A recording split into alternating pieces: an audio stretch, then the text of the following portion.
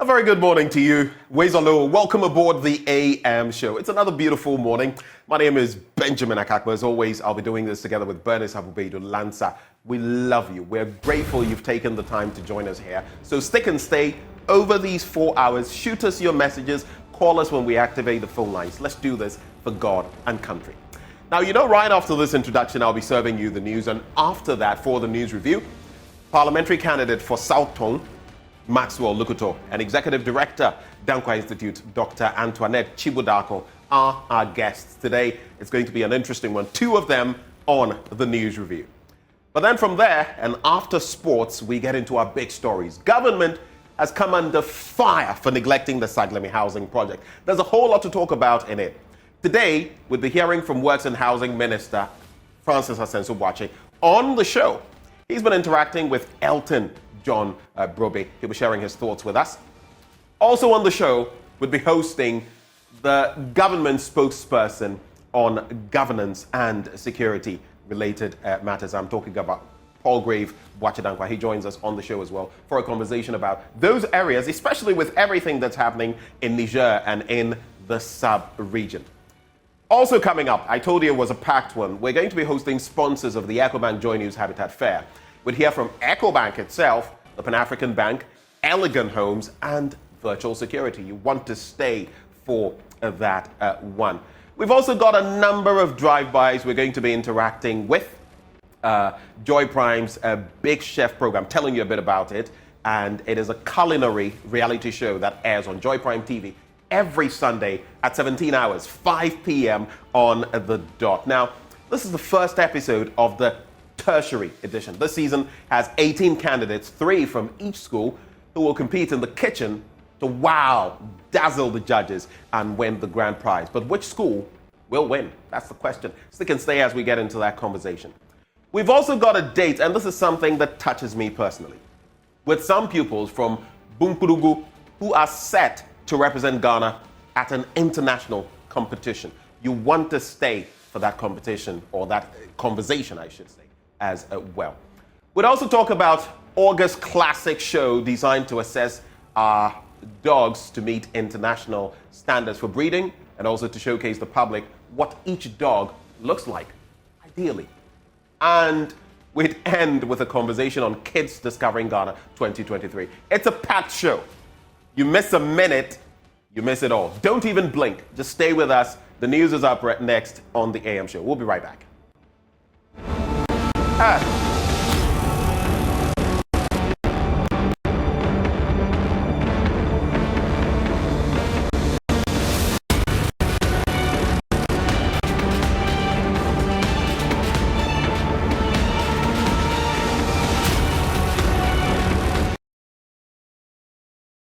Thank you for staying. Let's settle now for the news. And in our first story, the accused persons involved in the case of the alleged theft of over $1 million belonging to the former Sanitation Minister, Cecilia Abinadapa, have denied stealing any money.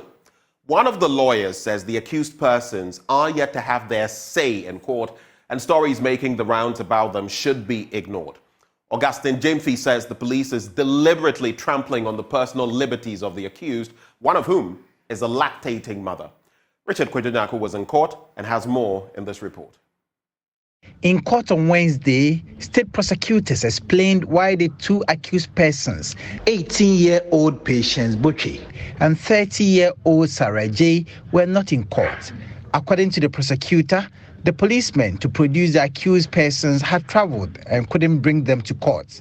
Lawyer for one of the accused persons, Augustine Jemfi, argued that his client has stolen no money and her side of the story will be heard soon after the court takes their plea.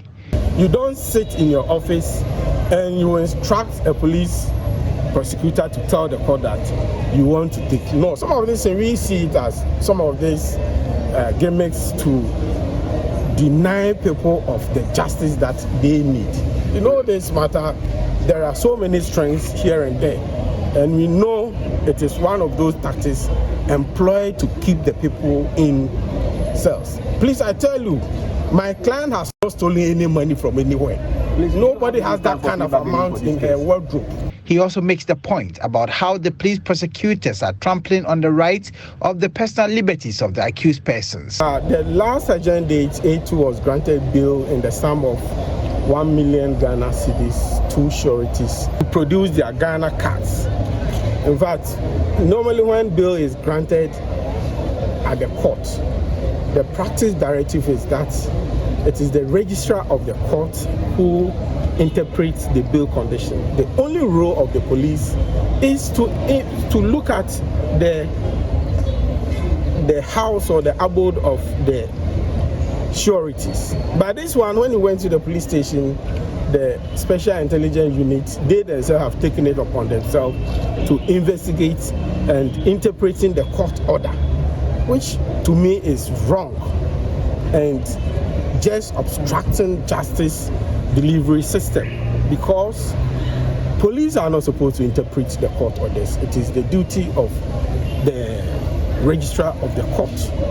So it was incumbent upon the CID in this matter to bring the accused person to the registrar, for the registrar to pick the docket that the judge entered the bill and interprets and see if their sureties qualified to stand as what sureties for them. But they took it upon themselves.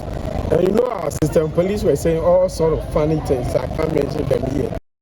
The police prosecutors announced in court that the Attorney General has taken over the case and would be prosecuting the case. They further revealed that 2 more persons had been arrested and charged.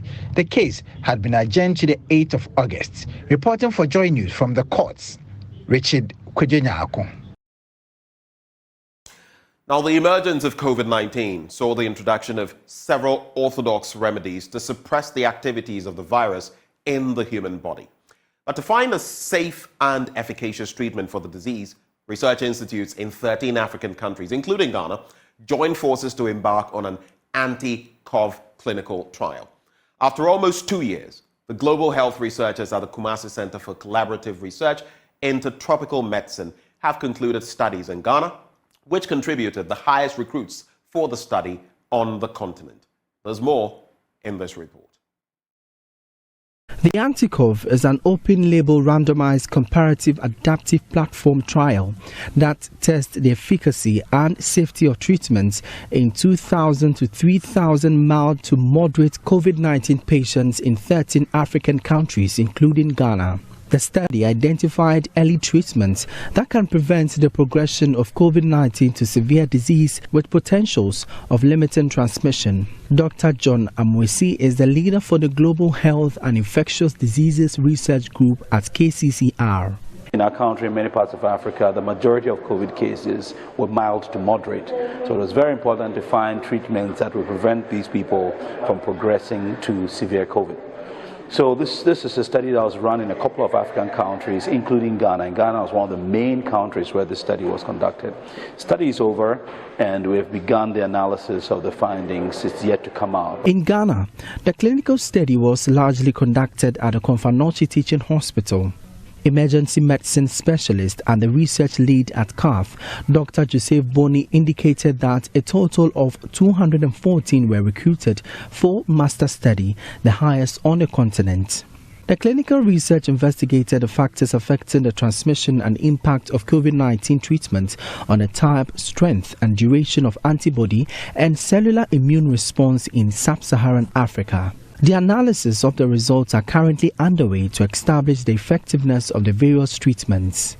Well, the good thing about this kind of study is that it tells you what works and what doesn't work. So through the study, we were able to contribute to information to know what doesn't work. Already you know that chloroquine was dropped. And studies like this contributed to the knowledge that chloroquine is not necessary or does not really work. There are several other treatments that came through which we realized did not really work, and others that happened to contribute a bit. But I must point out that the actual findings of this trial are yet to be released. It's still under analysis, and it's not only Ghana, but the information that was collected across all the countries where this was done. So in the next couple of months, we hope that we should be able to announce the findings from this trial. Multiple training sessions related to establishing clinical trial, including site initiation, amendment visit, review training, and protocol training were conducted. Medical Director at CAF, Dr. Kojo Sabing, noted the exercise builds the capacity of medical staff at a hospital. It's also advantageous when we have these interventional studies because it helps to build capacity of staff, because anybody who takes part in the study has to be trained. Any research assistant, any doctor, any nurse who is part of the study, you go through training. So it's something that you gain being part of the research team. The research group, after the clinical studies, also donated 2 ventilators valued at $15,000 and other medical consumables to the hospital. So the emergency unit is really an area where we need to have a lot of ventilators, because, people who come in and have breathing difficulties, before they are stabilized, are supposed to be on these ventilators. That is why a donation to the emergency unit is really in order.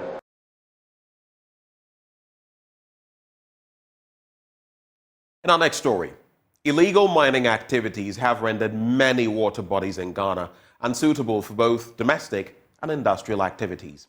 The affected communities, which are mostly rural, are unable to afford water filters. Fortunately, mechanical engineering students of the Sunyani Technical University have come up with a pedal-powered water filter to solve the problem. Love FM's Kwesi Deborah traveled to Sunyani to meet the developers, Leah Nueba Onchanga and Linda Tua, for Tech Thursday. The machine comprises a filter attached to a bicycle mounted on a metal platform. As the bicycle is pedaled, the movement of the wheel draws water into the filter. The filtered water is then collected in a container. Right there we have a reverse osmosis machine. It has been purposely created for rural areas where we cannot have access to clean water. So what the machine does is it purifies the water from particles. So you can use this machine, who is powered by manpower.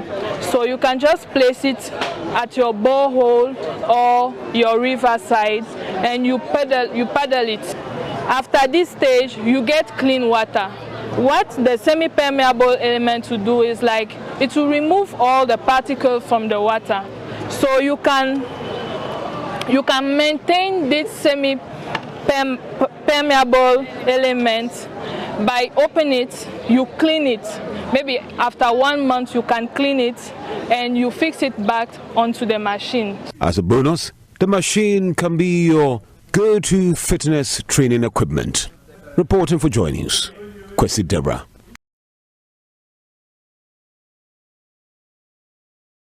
Now, the United States Agency for International Development has indicated that Ghana's fish stock has witnessed an improvement following the introduction of the closed season. The USAID's Ghana Mission Director, Kimberly Rosen, says a biological assessment conducted showed that harvests improved after the 2022 closed season. She was speaking at a ceremony in Adina to officially announce the end of the 2023 closed season to open the sea for fishing activities for canoe and inshore fishers. It's the last day of the 1 month long closed season for canoe and inshore fishers in Ghana. The closed season directive was introduced by the Ministry of Fisheries and Aquaculture Development and Fisheries Commission in partnership with the United States Agency for International Development to conserve the country's marine environment. Fisher folks here in Adina are preparing their fishing gears in anticipation of the beginning of the new season. While some paint their boats, others have fixed nets, among other activities. Isaac and his colleagues are hoping to have bumper harvest after the closed season as experienced in the previous years.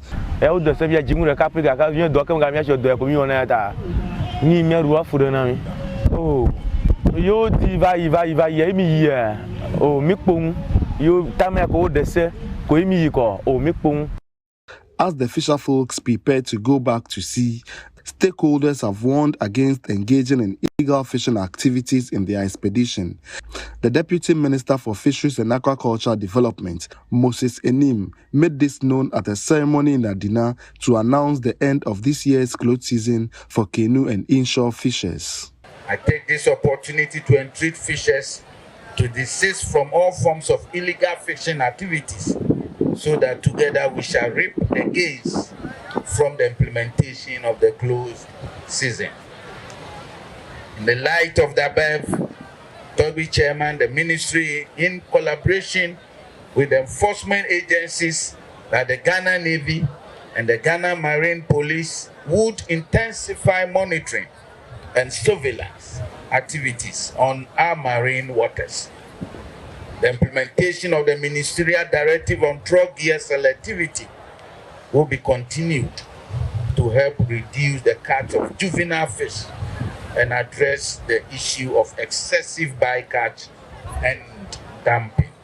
The Ghana Mission Director of the United States Agency for International Development, Ms. Kimberly Rosen, acknowledged the difficulty fisher folks go through during the closed season, but stressed its benefits to conserving the marine environment. Given the number of communities that rely on the sea for livelihoods, this annual sacrifice is really an annual investment. We conducted an assessment conducted after the 2022 closed season. We found that both the number of fish being caught and the average size of these fish increased the month after the closed season. So I think these findings confirm that the closed season is indeed improving fish stocks. The closed season spans between 1st July and 31st July for canoe and inshore fishers, while that of industrial trawlers spans from July 1st to August 31st every year. Fred Kwame Asari, Joy News, Adina. Mauku Girls Senior High School in Ho has launched a fundraiser to solicit funds to tackle the school's infrastructural deficit with a focus on sanitation. Management seeks to use the celebration of the 40th anniversary to raise funds to construct a 25-seater modern sanitary facility to enhance sanitation in the school. There's more in the following report put together by Fred Kwame Asari. The Evangelical Presbyterian Church Mauku Girls Senior High School was established in the early 1980s as a day second cycle educational center for young girls in Ho. Over the last 40 years, the school has developed, transforming into a boarding institution with 2,700 students currently pursuing various courses. 2,511 of the students are housed on the campus, which has limited infrastructure, with inadequate sanitary facilities being one of the major challenges. Only 2 16-unit sanitary facilities are available for use by the boarding students, hence overburdening the facilities. Speaking at the launch of the 40th anniversary celebrations of EPC Mauku Girls Senior High School, the headmistress, Miss Ernestina Peniana, underscored the urgent need for the provision of extra sanitary facilities.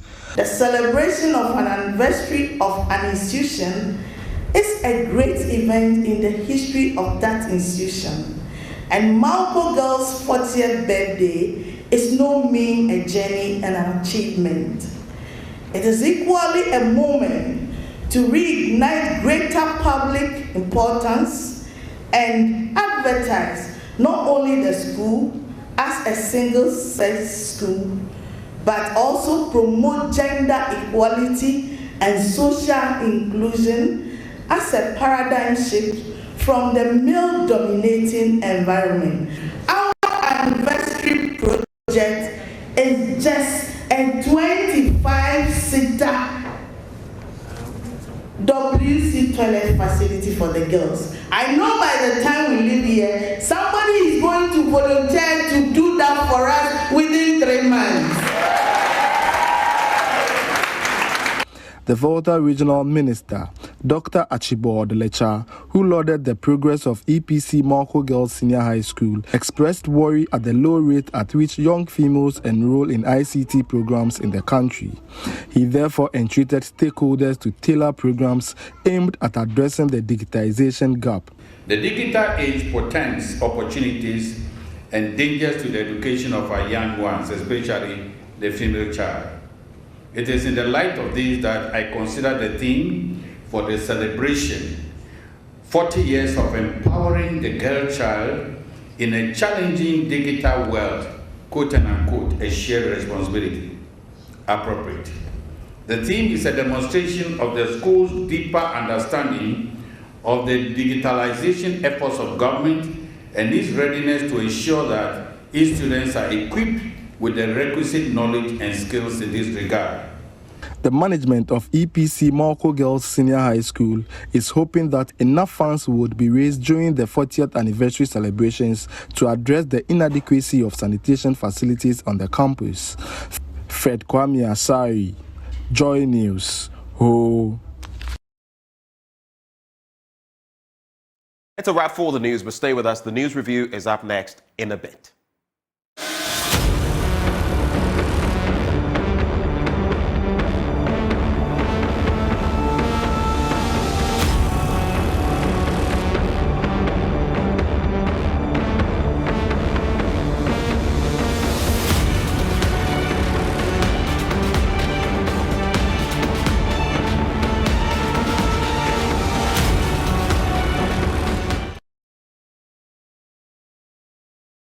Well, thank you for staying with us. Time now for us to get into the newspaper review with our two guests.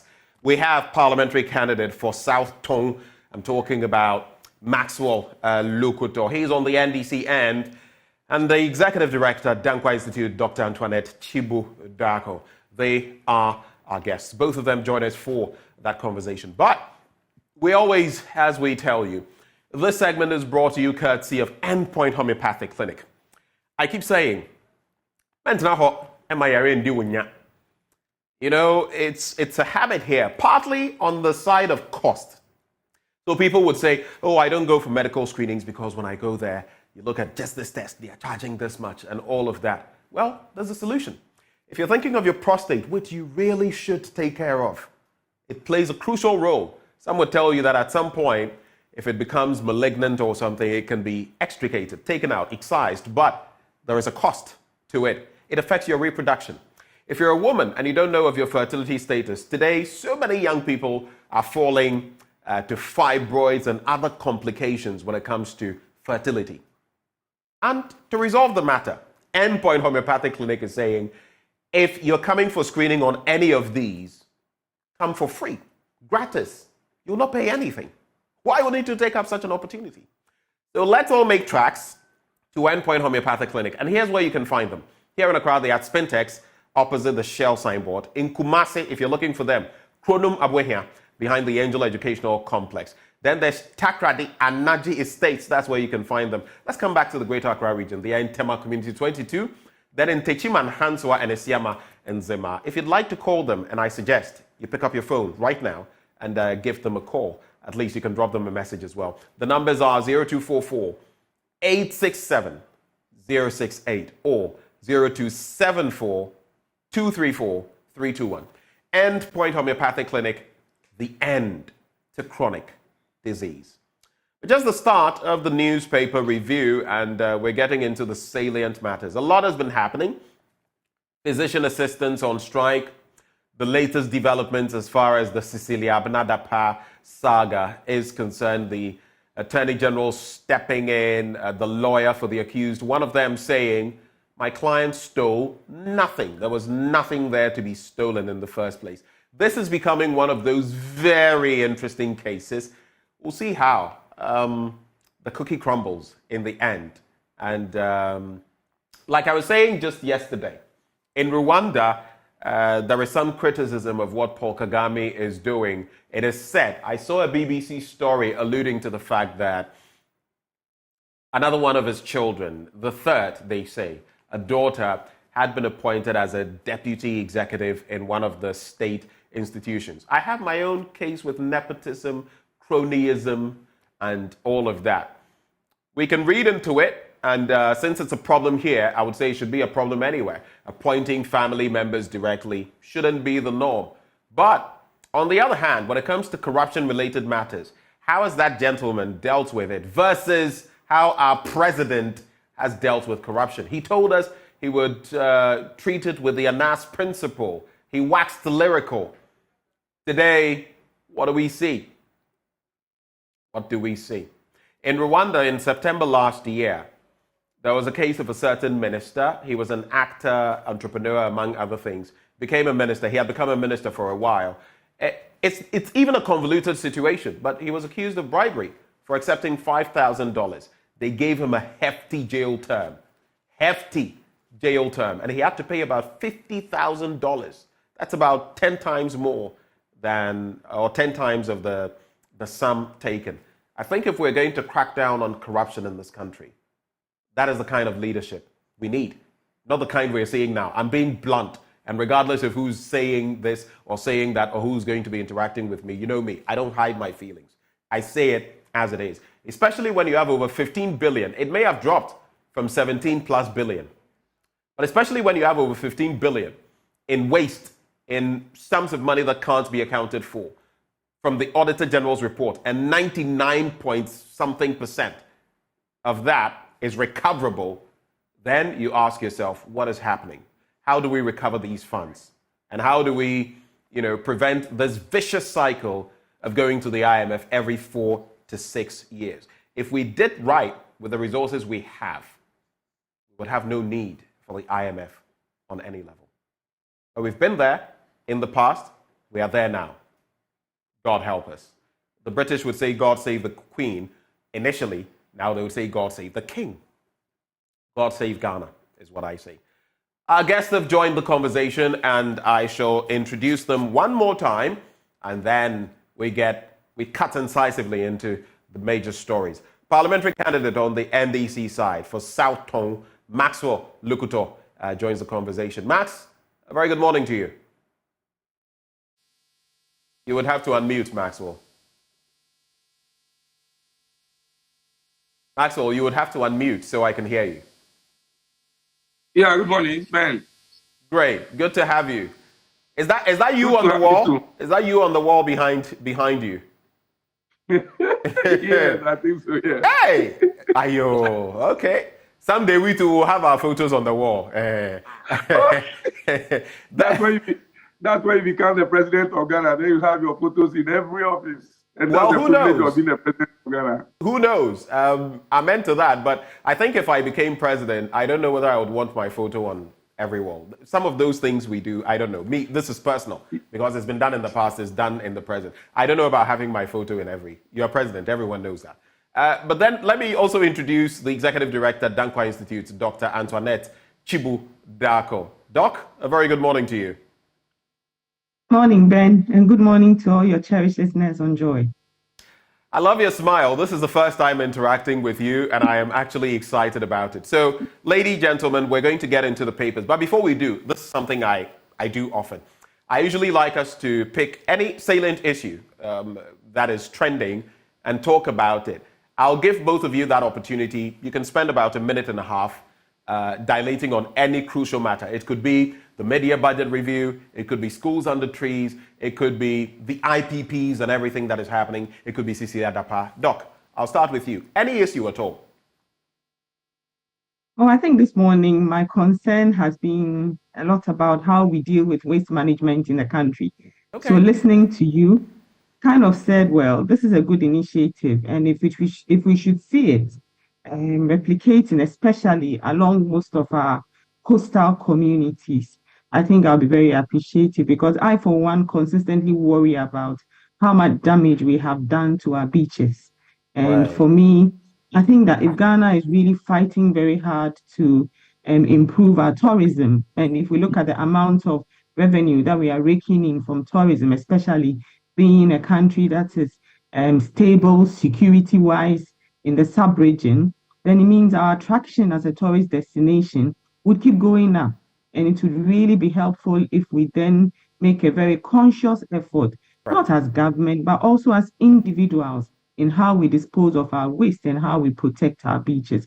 So for me this morning, that is an issue that keeps, bugging my mind, that yes, we would build a lot of waste treatment plants, we will go ahead and do everything, but what are we also going to do as individual responsible citizens to ensure that we do something about how we manage our waste? Thank you. That's brilliant. Yesterday, interestingly, I was interacting with someone who got in touch with me on our tourism, a researcher in the UK, and some of these matters came up. And you got me reflecting on my time in Cuba and Brazil. These economies, you can compare their economies to ours, though Brazil is way bigger. But if you look at the life and everything there, one thing I noticed, their beaches, they try to keep them pristine, for tourism.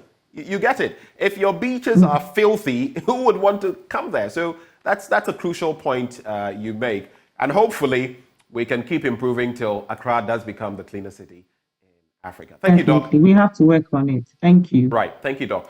Maxwell, any quick issue you'd like to run by us?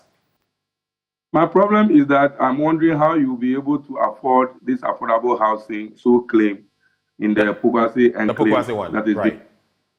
Yeah, how many bedrooms would you want? A 3-bedroom, ideally, at your age and stage.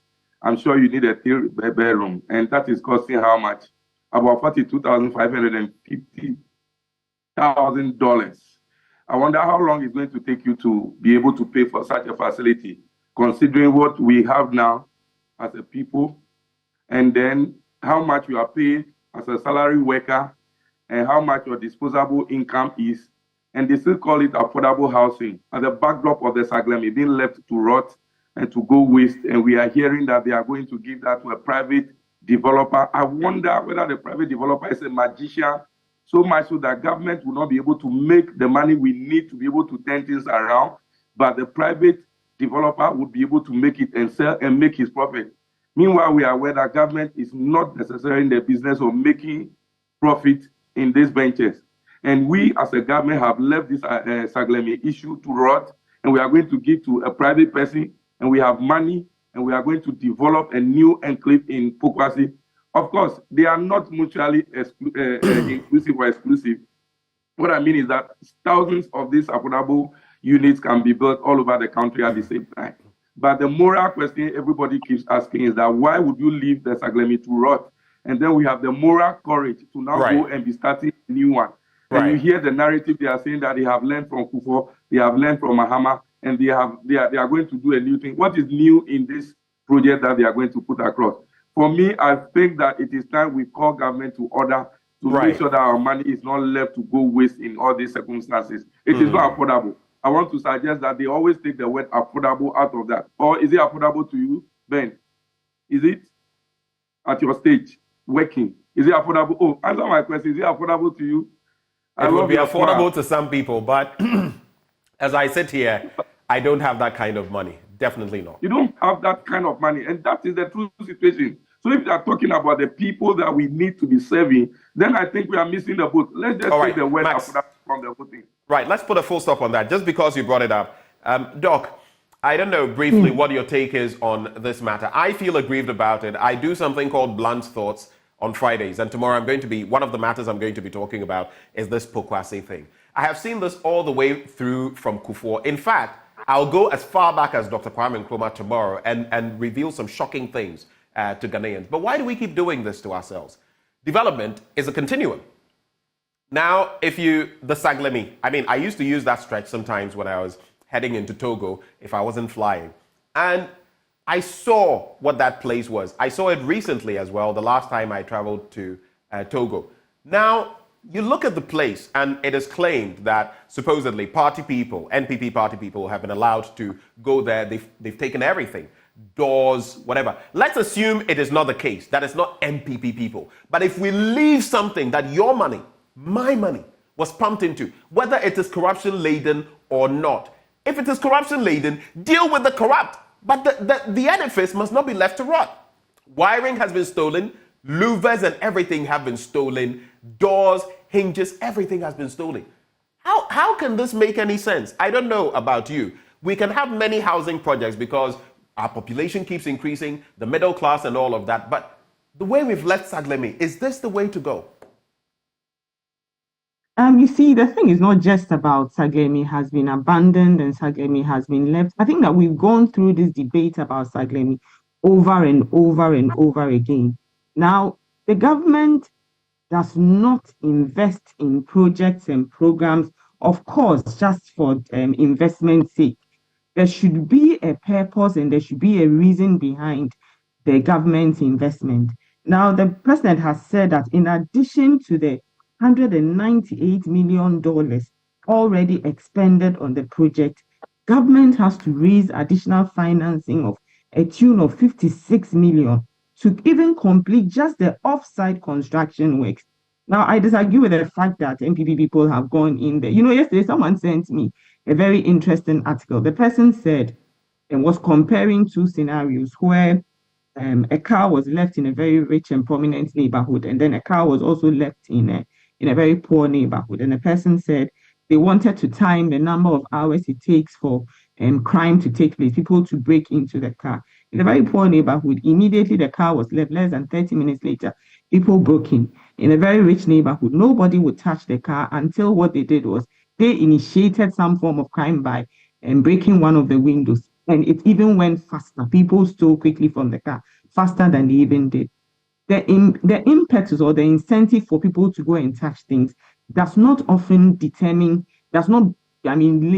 rely on political dispensation or crowd or anything.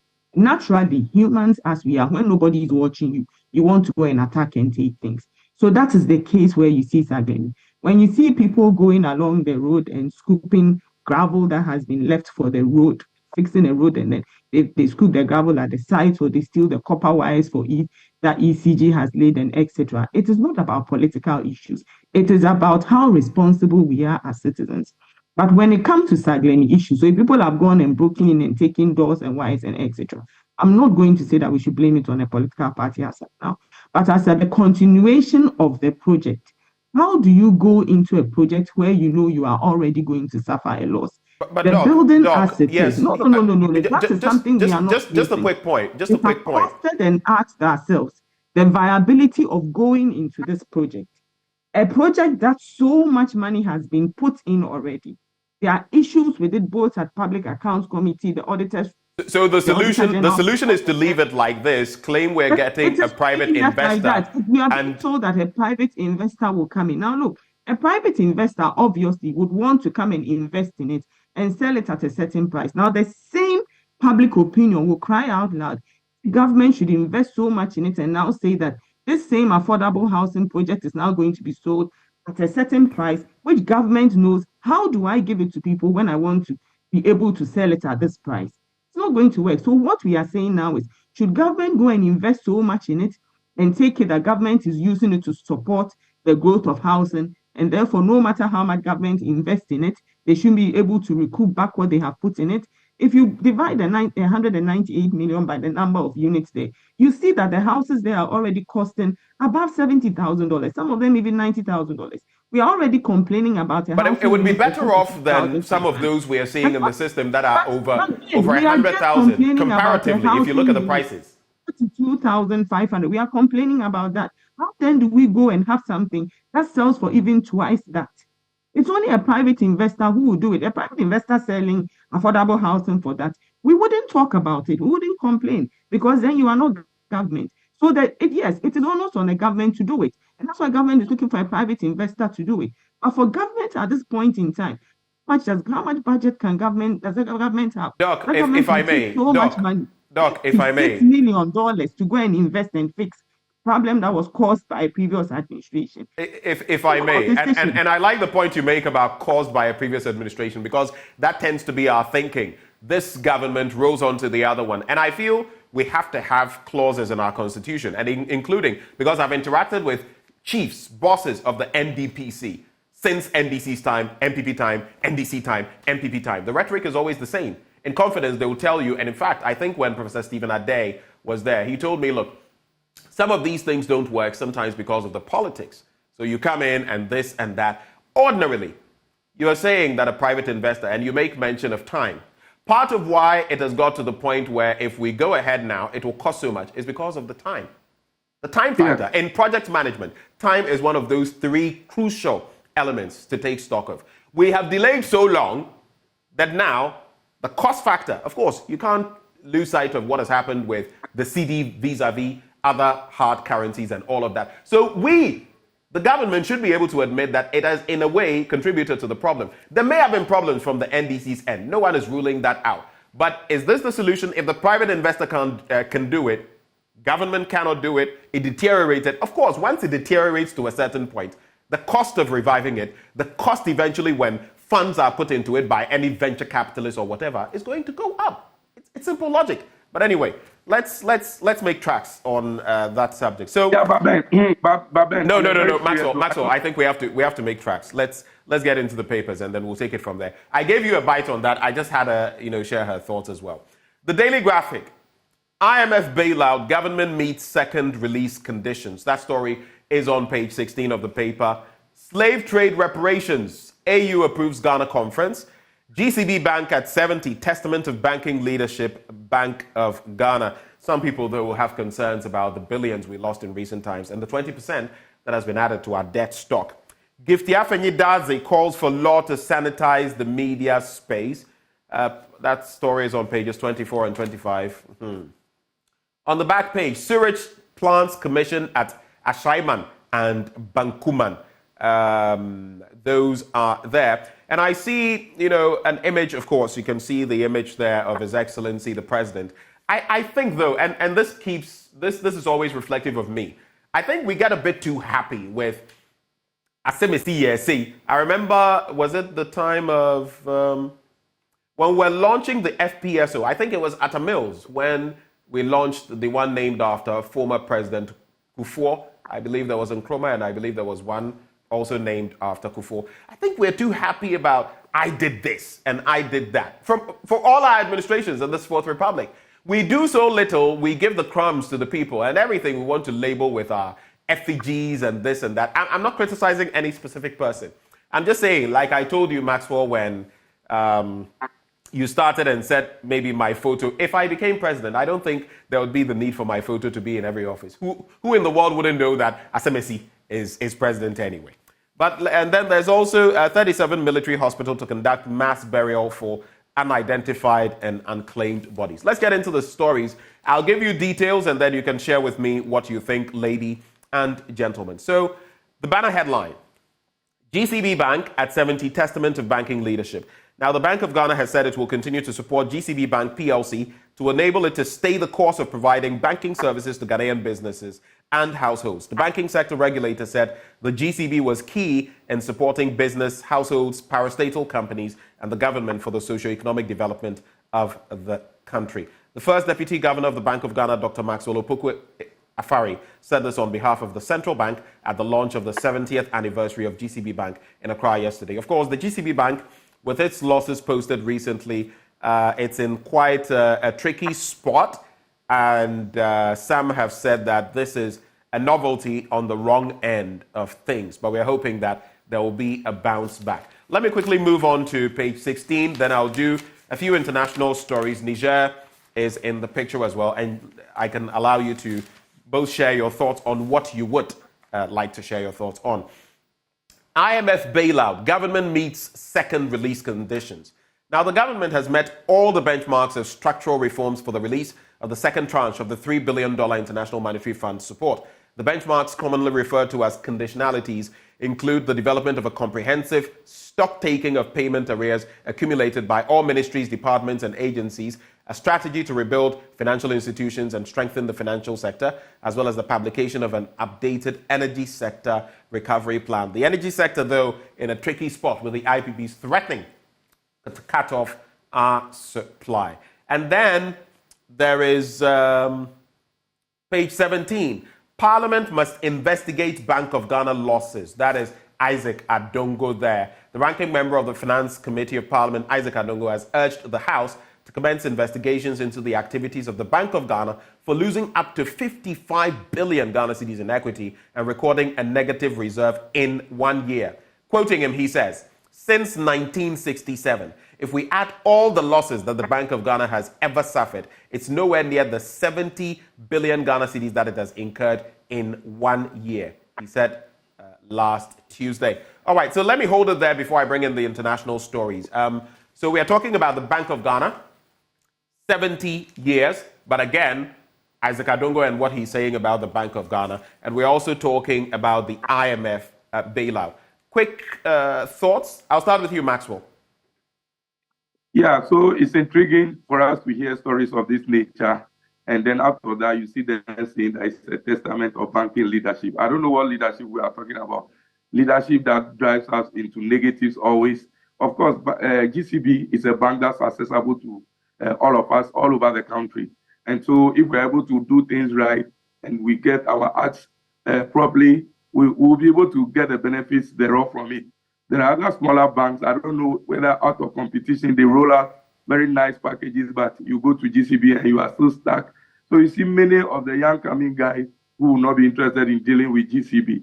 But I think that once we are able to turn things around as a country, we'll get good results out of all this. The Bank of Ghana is just at the corner. We see the laws they have posted, and then you see some of the expenditure line. And it's so intriguing that even in these crucial moments of ours, that we are looking for IMF bailout. These are some of the things we can do to ourselves. And you see people coming to defend this thing, saying that the cost of petroleum has gone up, and I think the cost of traveling has gone up and all those things. So do we not have a budget line within which we are supposed to do our expenditure? Or because we have to travel, we'll travel at all costs and damn the consequences. I think that when some of these stories are being told to us, it makes us look as if there's no leadership in some of these our government institutions looking and tracking the thing. I think we have internal audit agencies in all of these government institutions. What is that way? What do they do? Do they not track the things that happen for them to know that we are getting somewhere that is not too good for us? Same thing Ken Ofori-Atta did for our economy. So many things, we said the borrowing was becoming too much, our debt was becoming unsustainable. He wouldn't listen. They kept borrowing, and they led us to the ditch. Even in the ditch, we're still saying that we won't go to IMF because we are a proud nation. And today we are beating our chest to talk about meeting conditionalities, and that the second tranche of the IMF loan is going to come, and we are happy, and everybody wants us to clap for them. I think that we are getting somewhere where we are majoring in mediocrity. And I think that as a country, it is time we call our leaders to order and make sure that the right things that we need done are done at the appropriate time. Okay.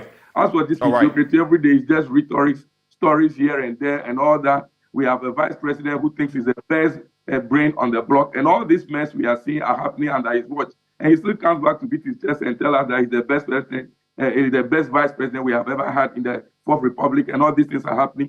And he's still the one going around campaigning that we should give him the steering wheel and that he has a new vision to lead Ghana. I think that we are just majoring in mediocrity. All right. Thank you, Maxwell. Yes, yesterday I saw that.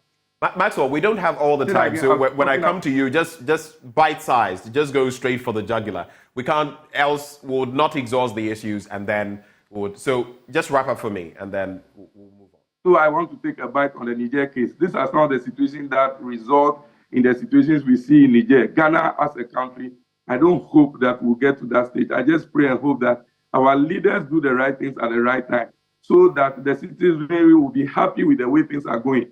When people get angry, unnecessarily angry, these are some of the results we see like we are seeing in Niger now. All right. And I hear Nigeria has cut off their power supply. We'll get to those stories. They're actually in the Daily Graphic. I'll be getting to them, Maxwell. But definitely, as someone who has seen war personally in Liberia, I keep saying that these bits about civil strife, no one wants to go there. But yesterday, interestingly, Doc, when I interacted with Professor Enning of the Kofi Annan International Peacekeeping Training Center, Professor Pierre, law lecturer, international human rights as well, together with all the others, Professor Vladimir Nchidanso and Seydou Abudu, who is actually president of the Ghanaian community in Niger, they were all talking about the things that create the spark. Governance issues, security-related issues. We're thinking militarization, regime security, human security. If people don't have jobs, if people's economic rights are not being, that is where the trouble starts. Your take? Yes, thank you very much, Ben. I agree with you, but I also think that we haven't gotten anywhere near Niger got to. Look at their illiteracy levels. It was climbing way above 80%. Their health system was completely broken down. You can't even find a hospital to go to. I have traveled in a sub-region. In fact, I've gone by road all through Burkina Faso, Mali, Niger, to Guinea before, and I have experienced those countries, the French dominance in those countries, and the issues that are there have been underlying for a long time. Now, Ben, I teach conflict. I teach managing social conflict and resolution at the university. I've taught it for 7 years. So I'm also quite an expert in conflict. And I see the issues, underlying issues. Yes, I'll be the first person to say governance issues are there, economic issues, and also are also a problem that contribute to it. But you see, there's always a trigger. And in Niger, the trigger, we are nowhere near there. And I don't like when people start I concur with you. My Ghana apologies. My apologies for interrupting. I don't want us to even talk about that. I want us to look at the structural issues that we are facing. Right. That's why, for me, even if we've had to go through global challenges, we've gone through all these issues, and we've seen an economic downtrend. And there's a silver lining in the cloud out there. We see out there that, look, we have even been able to satisfy 6 conditionalities. But Doc, you see, it's about the IMF manual. Listen, no, Ben. No, I just wanted to chip in on that bit, just briefly. It's about how we then strengthen our economy and make ourselves more resilient.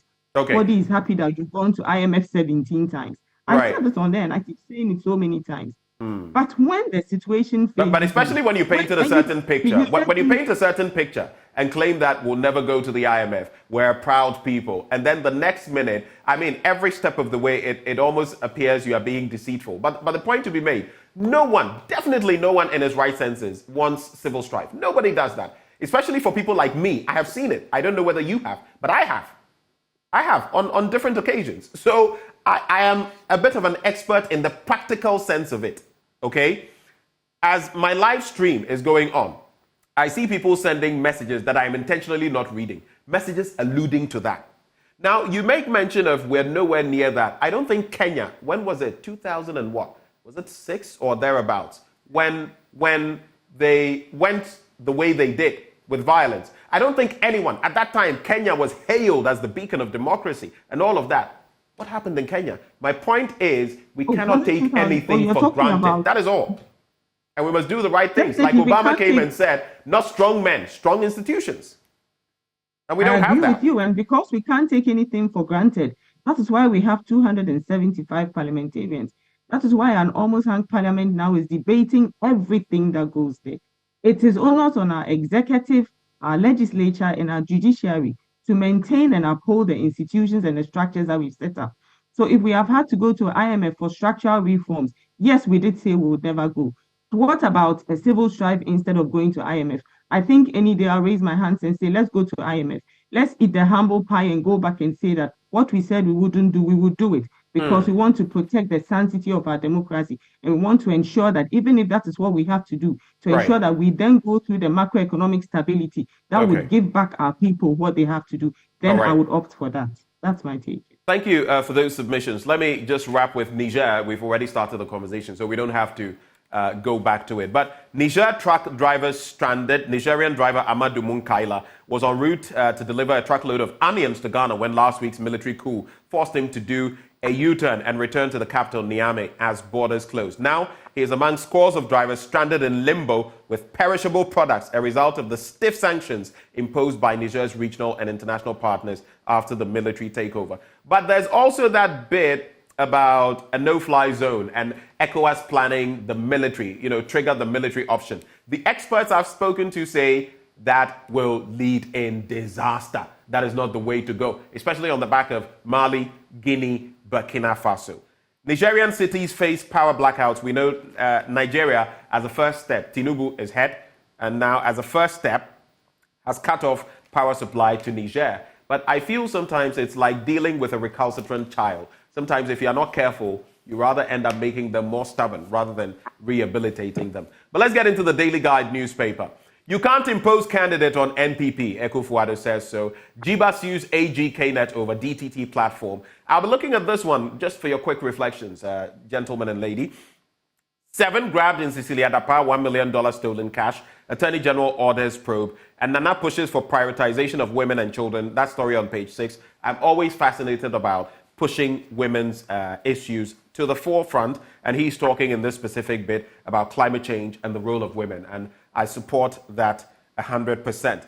But on the bit about Cecilia Dapaah and the $1 million of stolen cash and all the stories about Nsawa, a funeral money, or it belongs to her brother, or it belongs to that other person, and now it's in court, the AG is wading into the matter, and one of the lawyers for one of the accused is saying, my client actually stole nothing. Starting with you, Maxwell, what do you make of how far we've come on the Cecilia Dapaah saga? Man, I don't expect anything different, especially from this government. When stories like this break, you see multiple institutions trying to take a bite, and at the end of the day, none of them comes out with any positive result. The last thing you will see is that the president comes out to clear the person, and that's the end of the game. It's interesting, and I'm not surprised because from the response the president gave to Cecilia Dapaah's resignation, you realize that he stated categorically that he's very confident that at the end of the day she will put through. That means that he has already prejudiced any investigation that is going to go into the matter. Our only hope now may be the OSP. If the OSP has also been pushed to the corner like Martina Midu was done to Martina Midu, then I'm sure our last hope is lost. 2 people more arrested, 3 people more arrested, 10 people more arrested. Now the AG is saying that he's giving an opinion and saying that they should have done it, they should have done it. Why didn't you come to me before going to court? Why should he have been this? Why should he have been that? You hear people saying that if they had gone to him first for his advice, maybe he would have put a big storybook over the docket and it will never be found. But today we've all heard and we've all known what is happening. Let's just hope and pray that the best comes, because this is the biggest scandal of the year. And so if they decide to put their notebooks over it once more, that's okay to them. But for us as Ghanaians, we are getting intrigued by the stories that we are hearing by the day. Okay, all right. Coming to talk about it being in Sawa, money being paid during Maxwell, I think that horse has been flogged. So thank you. Thank you for those comments.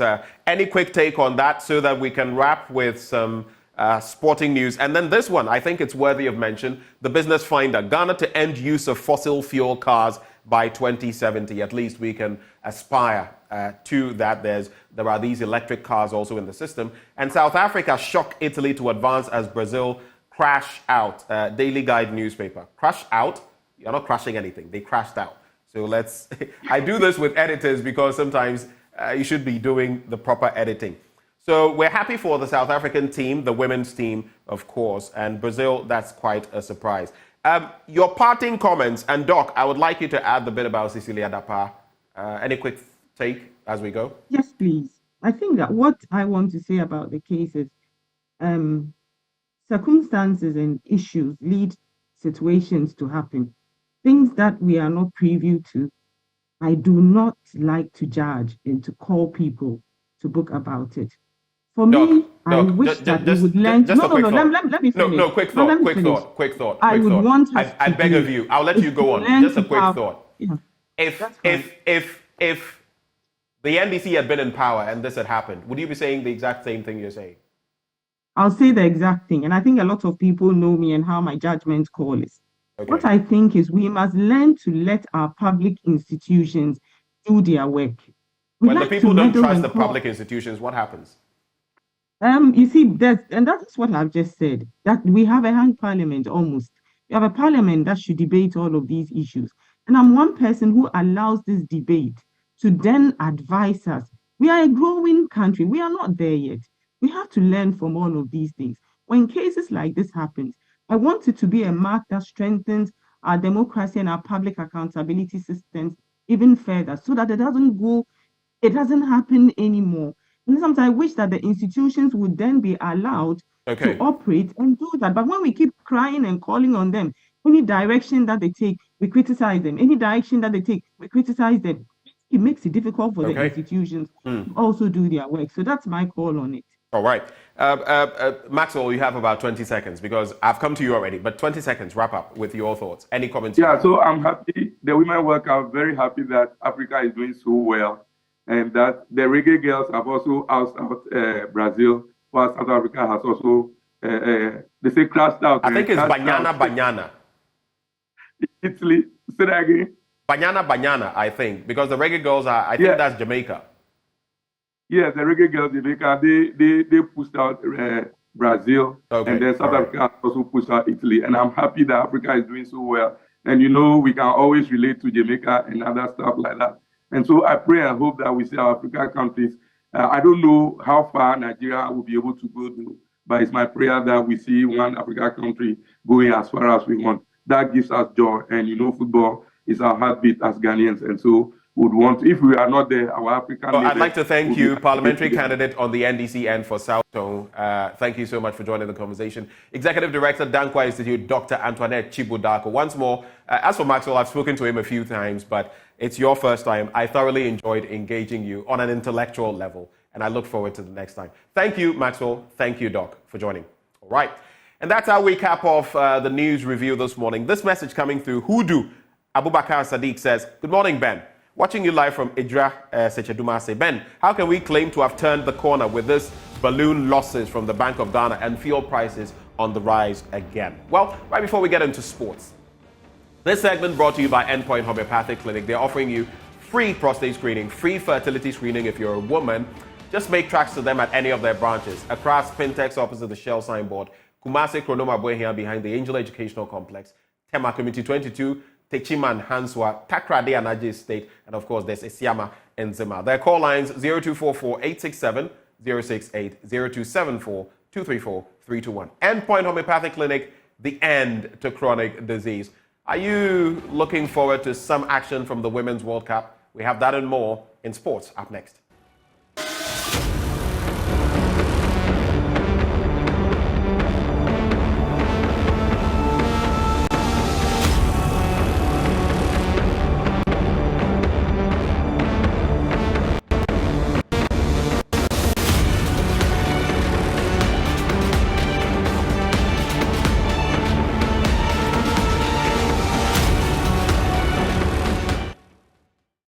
Good morning. Let's do sports now on the AM show with me, Muftau Nabila Abdullahi, and Mediama SC, winners of the Ghana Premier League for 2022-2023 season, has been given 1 million Ghana cedis by President Akufo-Addo.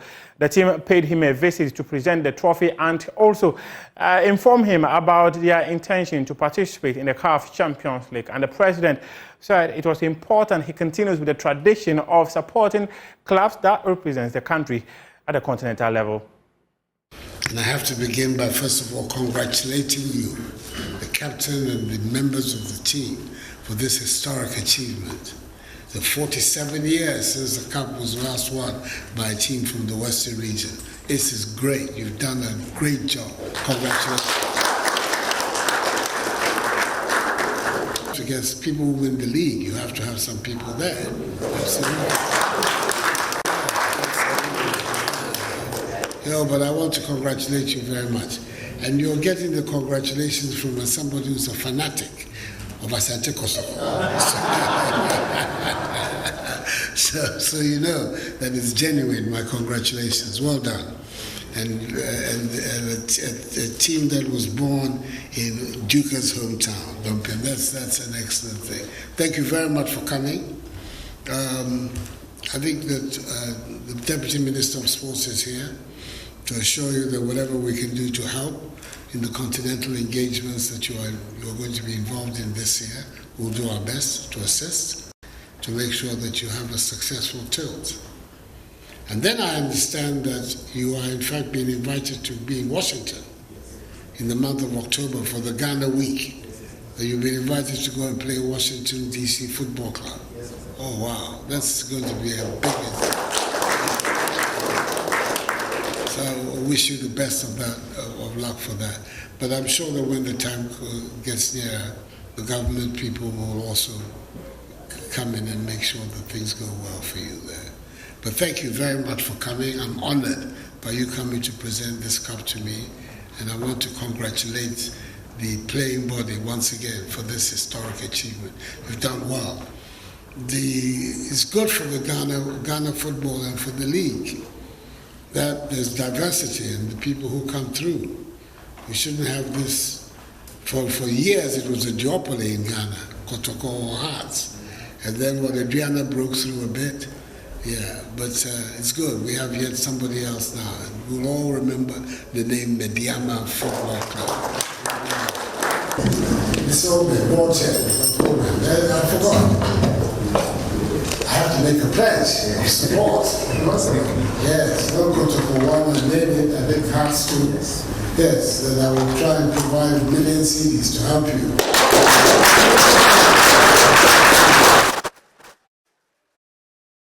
That is Chris Houghton, head coach of the Black Stars there speaking. He says one of the core things is that it doesn't matter where you play your football. Even if you play in the Ghana Premier League, you stand an opportunity of playing in the Black Stars. But the Ghana Premier League in recent times has suffered to attract fans to the various stadia to watch the competitions.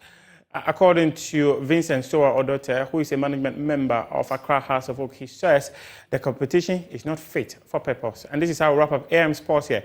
With me, Muftau Nabila Abdullahi. I think my issue about Ghana football has been on for 20 years. And the issue is that we are producing a competitive entertainment product. That goes to the core of the problems of Ghana football. When you rank of the reasons why people don't go, what was the top one? Quality. What is quality? Quality is fit for purpose. Our football, what's your guy from Michelle from? When you spoke to me, our football is not fit for purpose. A lot of the issues we've raised are symptoms of an underlying problem. When people go to the stadium, they are competing with their social time. People want to be entertained. Why are we not being entertained? We need to do, as Dr. Nyao said, to diagnose, but in terms of management and Strife, a situational analysis. Yeah. We are all, as my senior colleague Zungo Togbe said, we are all pretend like the ostriches. Our football is not fit for purpose. The issues you see about officiating, the issues you see about security, the issues you see in the fans are symptoms of the underlying product. If we are able to realize that this is the core of the problem, all the other things we are speaking to will come out, about quality of management, about people, why. Malco Afajinu made comment. The contextual environment in which we are managing football now is completely different from when Dr. Nyao was there. It's completely different from my colleague Neil. Why he was able to, but it's completely different. The technological environment, the social environment, the economic environment, and the impact of the globalization, they are completely different. We have not been able to find answers to the impact of these things, and that is why we are where we are.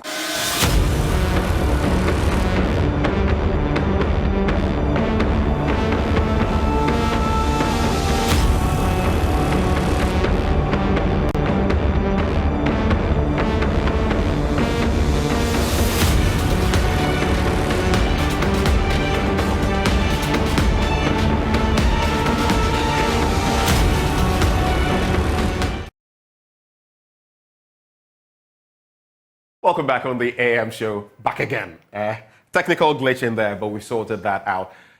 We're getting into our first conversation of the morning, and we're going to be having an interaction with the spokesperson for government on governance and security-related matters. I'm talking about Boakye-Danquah.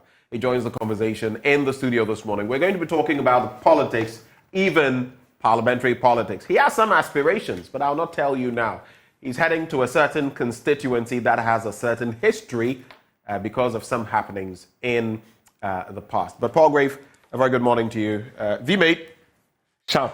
So until this morning... Very good morning to you as well, Benjamin. Until this morning, I had no idea he was an old vandal. So he heard my producer, who is also an old vandal, say something, and then he started asking. So, Yeshia. Who's that? Yeshia. Yeah. Well, I think that it's good to be here. Thank you really for the opportunity. Viewing public, and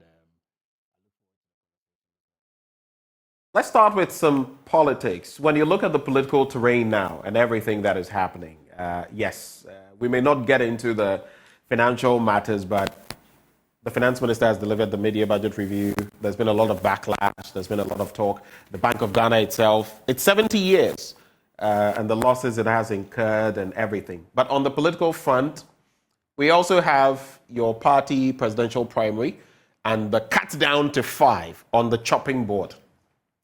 And I have watched keenly the campaigning, the different parties, Boakye-Danquah and what he's been saying, Kennedy Japan and what he's been saying, Dr. Bawumia and what he's been saying. Let's start from there. How is that shaping up in the New Patriotic Party? The New Patriotic Party is a party of choice for the Ghanaian people, as I've always described. It's the party for the future of the young people in this country. It's a party of ideas, a political party of tradition and ancestral roots in how we are united, because we pulled a lot of different groups across the length and breadth of this country to form the United Gold Coast Convention Party, August 4th in Saltpond at a time from 1947 as it is, and we prepared for the independence of this country. We are in no doubt in our mind that the 10 persons that have submitted their forms and gone through vetting and passed in the order in which they are going to appear on the ballot box, the form is Kennedy Japan as 1, Alan as 2, Joe Gatti as 3, Kojo Poku as 4, Ifriya Koto as defender 5, Defender Japan 6, midfielder, Francis Adaimu Numo. He says he's CR7 though. Kofi Cristiano Ronaldo. Oh, you've not seen Kofi, them. I have it. Kofi Kudedu Apreku as 8, Boakye-Danquah as 9, and the captain, the Vice President of the Republic, Dr. Alhaji Mahmoud Bawumia. Now, I have given my top 5 out of this. I mean, because they were having a Super Delegates Congress August 26th of this month, which is just in a few weeks. The campaign is heavily heated. We are reminded that whoever remains successful as a flag bearer of the New Patriotic Party in November 4th would campaign on the legacy of President Dankwa Akufo-Addo, because that's how it's always been. In the 2007 election, you recall that when President Dankwa Akufo-Addo won the primaries, he campaigned on the successes of the then President John Ajekum Kufuor. So clearly, my top 5, and I've stated it unequivocally, that the captain is going to lead clearly. Dr. Mahmoud Bawumia, the captain band number 10, is going to be part of the first 5. Why do you think he's the captain? And I know for a fact that Team Bawumia would have wanted it to be for the candidate to be number 1. I mean, it's always been Esroho and the first on the ballot. At number 10, some would say you are way down the bottom, and this bit about the captain and the captains. But number 10 is not always a captain. Well, yes, Kylian Mbappe after Marquinhos is worldwide. You realize that numbers are significant. And Abedi Ayew Pele. Absolutely. But it's not always the case. No, of course. Steve Napier was not it's not a problem. But I mean, in this football team, clearly, I mean, in the number of 10. I think that regardless of wherever anyone is placed, it's about one who has the competence, one who has the character, one who has the leadership ability to be able to lead this Ghana and this country forward. And I think that the rest is left to the delegates to decide. But my top 5, without losing sight of that, I mean, I think that Dr. Mahmoud Bawumia will be part of my first top 5. Kennedy Japan will be part of my first top 5. Alan Kojo Chemantin will be part of my first top 5. Joe Garte will be part of my first top 5, and then Boakye-Danquah will be part of my first. Oh, you're taking out Kwabena Japan, former general secretary of your party. I was particularly impressed when he launched his. I remember that day I was going to the Kwame Nkrumah Memorial Park, so it's very fresh in my mind. I was going there to engage the team. You've written him off. Well, I don't think that I would want to go into those conversations. I mean, you know that everyone has an opinion to be able to decide who they feel that will be part of the top 5. I mean, persons have stood before, obviously, and maybe they didn't make a lot of successes and wins in the previous primaries that they have stood in. But I'm in no doubt in my mind that these 5 would make the other day. There could be surprises. I mean, you always will know that. I mean, delegates at the final day will make comparative decisions. But I mean, clearly, the various candidates have been campaigning at various fronts. The president, AntiCovid Akufo-Addo, has clearly assured the entire country and even party supporters that he has a single vote, just like every polling station executive has a single vote, and he would cast his vote to the person that he so desires will be able to win the 2024 general election and will be able to lead this country forward. And our New Patriotic Party is not a party where we impose people on us. I mean, in the last 2007 primaries, you realized there were 17 people. Now it's 10 people. And so our political party... And of course, that was a precedent that the party didn't want to replicate, for which reason, since that time, you have had systems in place. But very quickly, I mean, as for the generality of what is going to happen, we've spoken to the likes of Gary Nimako, among others. So we have a fair idea of what to expect on August the 26th. And there's also that regional bit about the regional polls rather than one general poll. And some people, especially within your party, have railed against that. What do you make of it? Well, I think that I subscribe to whatever decision that the National Executive Council puts in place. I mean, I am very confident in their leadership and in their wisdom, and I'm certain that whatever decisions that they have made as it relates to this particular election, I think that it's very centralized to make sure that every other person is able to exercise their democratic right and franchise. And I do not think that anyone will be neglected and denied of the opportunity to exercise that. I think that these are learning curves for us as a political party, and we'll come out stronger and stronger. Okay. Vice President Dr. Mahmoud Bawumia, I mean, he said a number of things. I mean, he said things like, when back during the time of the election petition, when we went to court, no one came and said, it drew me so it is time for me to come and sit in court. And then he was quickly reminded that, look, those who were referenced in the court documents, those who were a party to the suit, there were certain names there. And your name was there. Alan Kojocha Martin, for example, didn't have his name there. How would he have come to sit there and be a witness? So that has been jettisoned, thrown aside.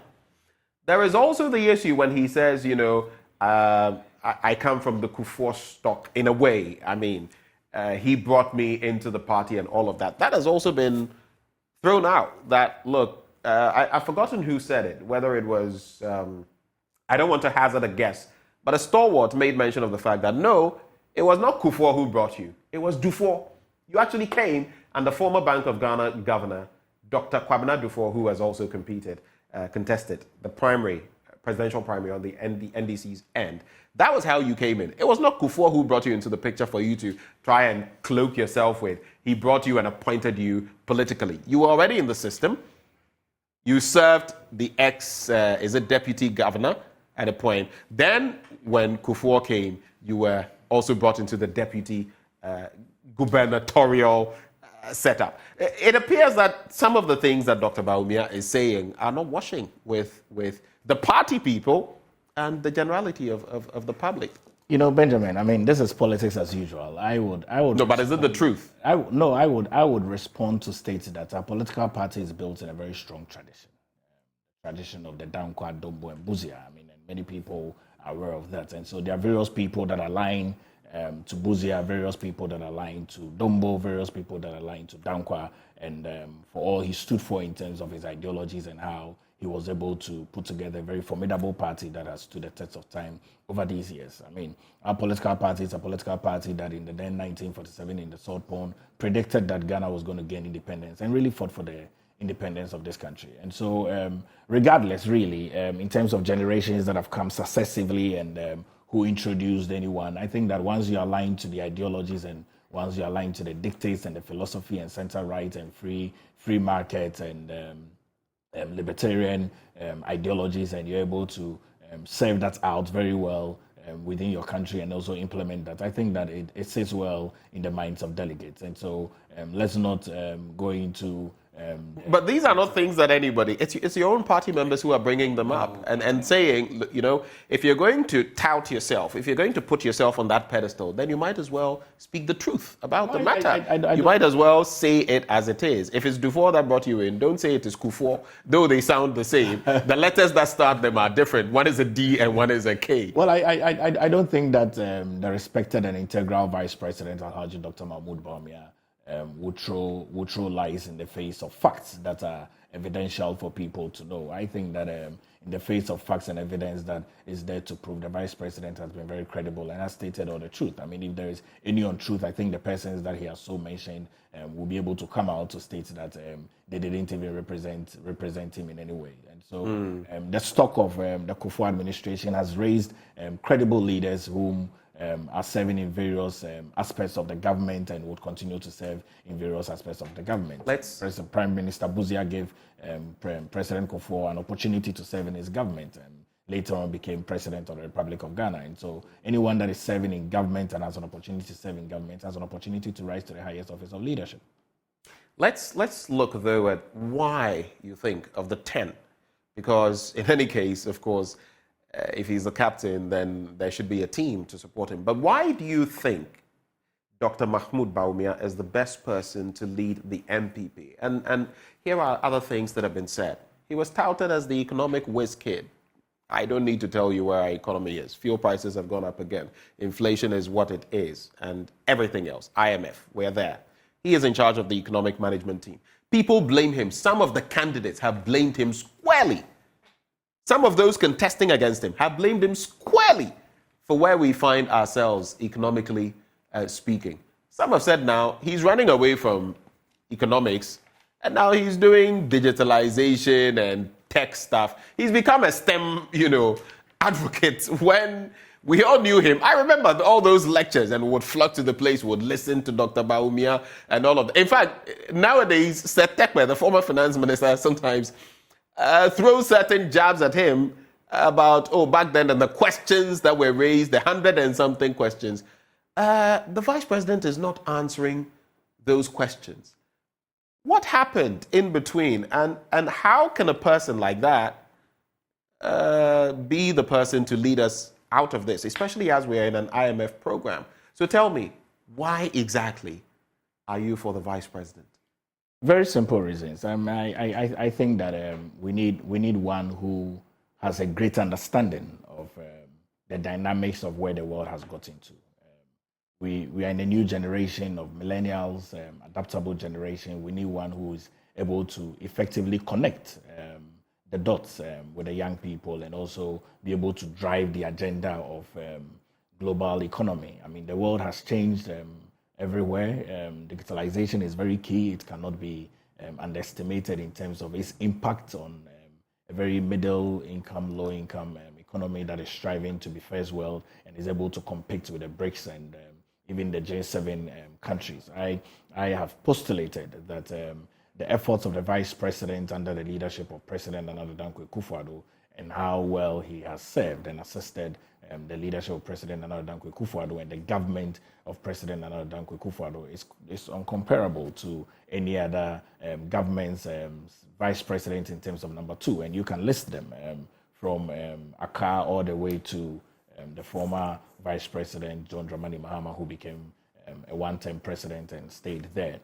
Clearly, you would see. You had to add the one term, right? Well, it's interesting because some of your people will say he had 2 terms because he served the latter part of the term of Atta Mills and did this. Some would say he served 1 term. Well, he says he's coming again. I think it's a perspective. He says he's going to beat your candidates, whichever person you present. Well, yeah, I think that the Ghanaian people are aware of the backlash of John Dramani Mahama and how he was able to put the country under doom so for 4 years consecutively. I mean, we have brought energy security, and that. How exactly did you do that? Are we going to have this conversation? We're not going to have that conversation. Okay. All right, then let's go. I need to throw it in for the Ghanaian people to know and appreciate the efforts that our government has put into a lot of the works. But I mean, no doubt, really, very, very clearly that the delegates, this election we are going into is a delegated election. I mean, no doubt in my mind that the delegates will look at the future of the party, the health of the party, The vice president has stated that everyone that speaks for him, people that are in his team, should make sure that we have a party that is united and together to be able to beat the NDC, perennial John Mahama, and successfully put him into political retirement and maybe serve as an advisor for the country going forward. But you think he can serve as an advisor, but he can't be president? Oh, I mean, if you're a statesman, you know that it is stated that penny will fear. Yeah, I mean, if you're a statesman, you can always render your counsel and your advice. Like, you're an old vandal, I'm an old vandal. We can advise the young vandals who are in University of Ghana on how to be able to turn out their affairs. If you look at the achievements of President Nana Dankwa Akufo-Addo, and that's what we are going to campaign on in 2024. I mean, and it's on parallel. Our great food security industry, YouStart, NEIP, tourism, social protection programs, infrastructure, energy security, climate change. Climate change is key and significant. The president is head of the Climate Vulnerable Forum, isn't he? Absolutely. Just this week, I think that it was a conference on children and climate change and all of that. I mean, God has created a very beautiful world. We need to ensure that we Unfortunately, we are destroying our environment in Ghana, thanks to Galamsey. No. And we have failed. Pathetic. We have failed No, but the situation has gotten much worse. I mean, how can you say recently, Arusha Ghana, the eco-tourism, eco-conscious group. Galamsey is on parallel to any other government that existed in this Fourth Republic. Okay, so let's assume what you've said is the truth. That is. Where are the results? The results are... Our river bodies are in a worse state than they were just about 5-6 years ago. Government has brought in 100 mercury-free unless you want to tell me, in terms of the machines to ensure that people do not go into the river bodies to destroy those river bodies. You're talking about the catcher, is it gold catcher machines? Yes, is that what you're talking about? 100, that's a recent bit. But I'm telling you that over time, our president put his presidency on the line. And the president has not failed in the fight against illegal mining. You think he's not failed? The president has not failed in the fight against illegal mining. The president has been forthright, has met with all various stakeholders within this country, from the chieftains, from the chiefs who are custodians of the land, to the various mining sites. We have tried to make sure that there's responsible mining in this country, especially from the Ministry of Lands and Natural Resources. But Paul Grave, I said this to you before. I'm going to say it again. It's not about that the efforts that our government is putting Paul Grave, in place, and that's the problem. It's not about effort. It's about results. Yes. Let me tell you, typical scenario. I come here on the show, okay? I was brought into this media entity. I was sought after, brought here. If I came and I did not deliver on this show, conversations would happen. No, that's the reality. Conversations would happen. Oh, the guy is not cutting it. No. Okay, let's get a replacement. It's brutal. It is cutthroat. You must show your worth and you must prove your mettle. In this instance, Mr. President said X. We are seeing Y. The water bodies, it is clear. Go out there. Now, even, is it the black water or the white water, is getting affected by some of these activities. Our neighbors in Ivory Coast and other countries, Burkina Faso, have said, look, you guys are creating a lot of pollution, and then now, because the water bodies cut through, it is affecting us. The evidence is there. Benjamin. So if you tell me that effort without results is nothing. No, Benjamin, I will tell you that the successive governments' neglect of the canker on irresponsible mining is what has brought us where we are today. Our government and the leadership... Yes. Are you serious? Our government and the leadership of President Nana Dankwa Akufo-Addo has sought to take the bull by the horn in solving and addressing the long, irresponsible mining in this country. Obviously, it's not going to take a day. It's going to take many more efforts. And these efforts would reach and arrive at some results. It's important that we have a holistic view of President Nana Dankwa Akufo-Addo's fight against illegal mining. And it says civic responsibility of every single Ghanaian. Okay. Let's just delve briefly, since we've already started talking about governance under Akufo-Addo. Let me just address one issue under Akufo-Addo. So you've seen the latest Auditor General's report, and part of what has come out from it, again, waste and all of that. Over 15 billion Ghana cedis. Interestingly, about 99.something%, about 99.69 or so, is recoverable. The question is whether we'll be able to recover all those sums of money. The ECG also in there, over 150 million or so, that cannot be accounted for, meter payments and all of that. Some have said the ECG shouldn't come under these scrutinies and all of that. But Akufo-Addo's governance, you are government spokesperson on governance and security. There is what is happening in Niger. I'll get to it shortly. But there's also governance in terms of corruption and dealing with it. And then there's Cecilia Dapa and $1 million stolen when they weren't even aware that this money had gone 300,000 euros, $95,000 in jewelry, 95,000 CDs, clothing, suits, $3,000 a piece, a number of them, all of that. Are we getting our governance right? And based on what you tell me, link it to what is happening in Niger, because guess what? The happenings there, when the military took over, they said there's corruption. There are governance issues. You are not living up to expectation, President Mohamed Bazoum. There are security gaps.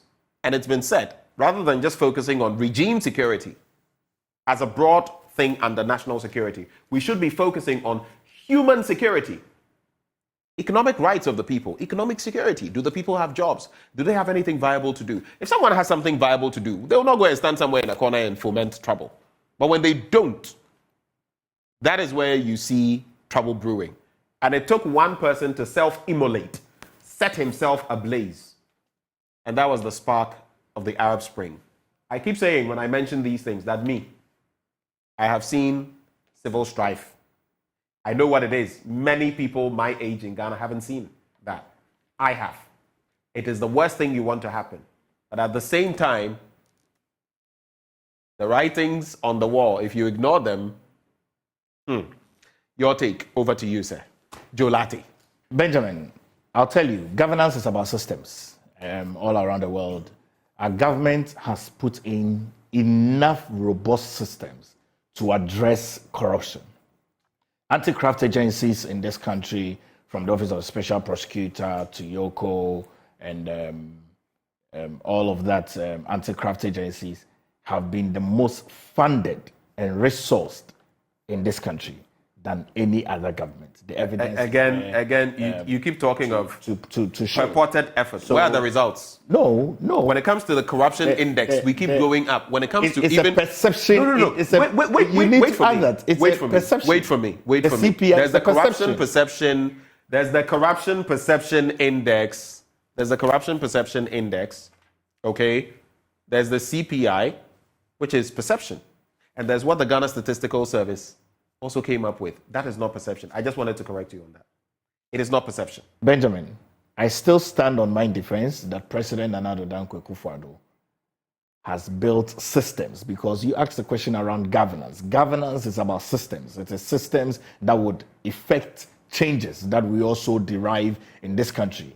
Our government has sought to support the anti-graft institutions in this country, make sure that we have given them all the necessary resources and supports that they need to be able to do their work. And the anti-graft agencies, YOCO, Office of the Special Prosecutor, and then also making sure that they are investigating related corrupted activities. I come to Niger. When we ask of the issues around Niger and the coup d'etats of democratically elected governments, across the sub-region of West Africa, we should be very, very concerned as a people within the community. But we ECOWAS has had a meeting this week in Abuja. The president and chair of ECOWAS is Tinubu. Invited all of the regional heads, close to about 8 presidents represented. Our president, Danko Akufo-Addo, was in the meeting in Abuja. Benin president, Cote d'Ivoire, Gambia, Guinea-Bissau, Nigeria, Senegal, Togo were represented. The president of Niger sent a representative to represent him, and then 2 foreign ministers from Liberia and Cape Verde attended the meeting. I'll tell you, I think that ECOWAS has condemned the coup d'etat, has given the junta in Niger 7 days ultimatum to release the president of Niger. I think that everyone who is a supporter of democracy and good governance would would support this call from the ECOWAS community.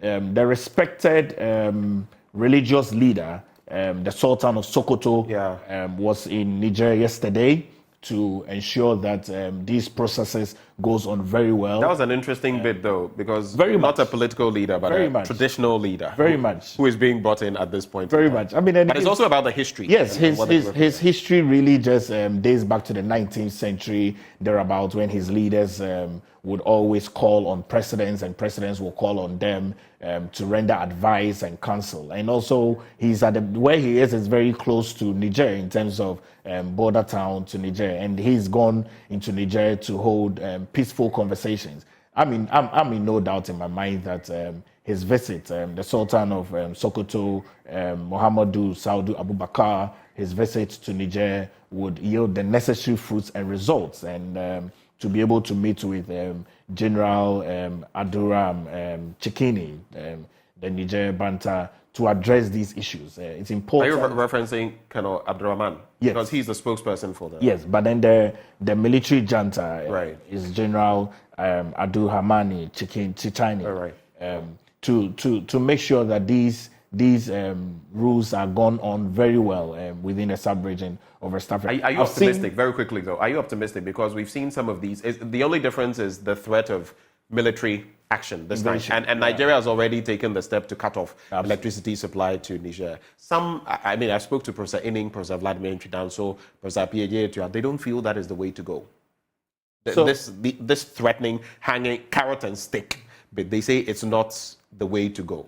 Because we've tried it with Mali, it didn't work. Guinea, it didn't work. Burkina Faso, it didn't work. The language of conflict is peace, really. And I think that every measure that needs to be put in place to ensure that the countries arrive at peace is key. I'm concerned about the support that has come from Burkina Faso and Mali in terms of trying to call for a war within the sub-region. I think that everyone should exercise restraint. We do not want to go to those dark years of civil unrest within the various countries. So I'm optimistic, really, that the religious and spiritual leader, the Sultan of Sokoto, will be able to reach some good conversations within the 7 days ultimatum that has been given. Okay. Well, let's be optimistic, because this trend from 2020, this is the 7th military intervention. In Western and Central Africa, this is the 7th. Yeah. And that gives a lot of cause for concern. We need to strengthen our democracy very strongly. But just to wrap the conversation, you have political ambitions.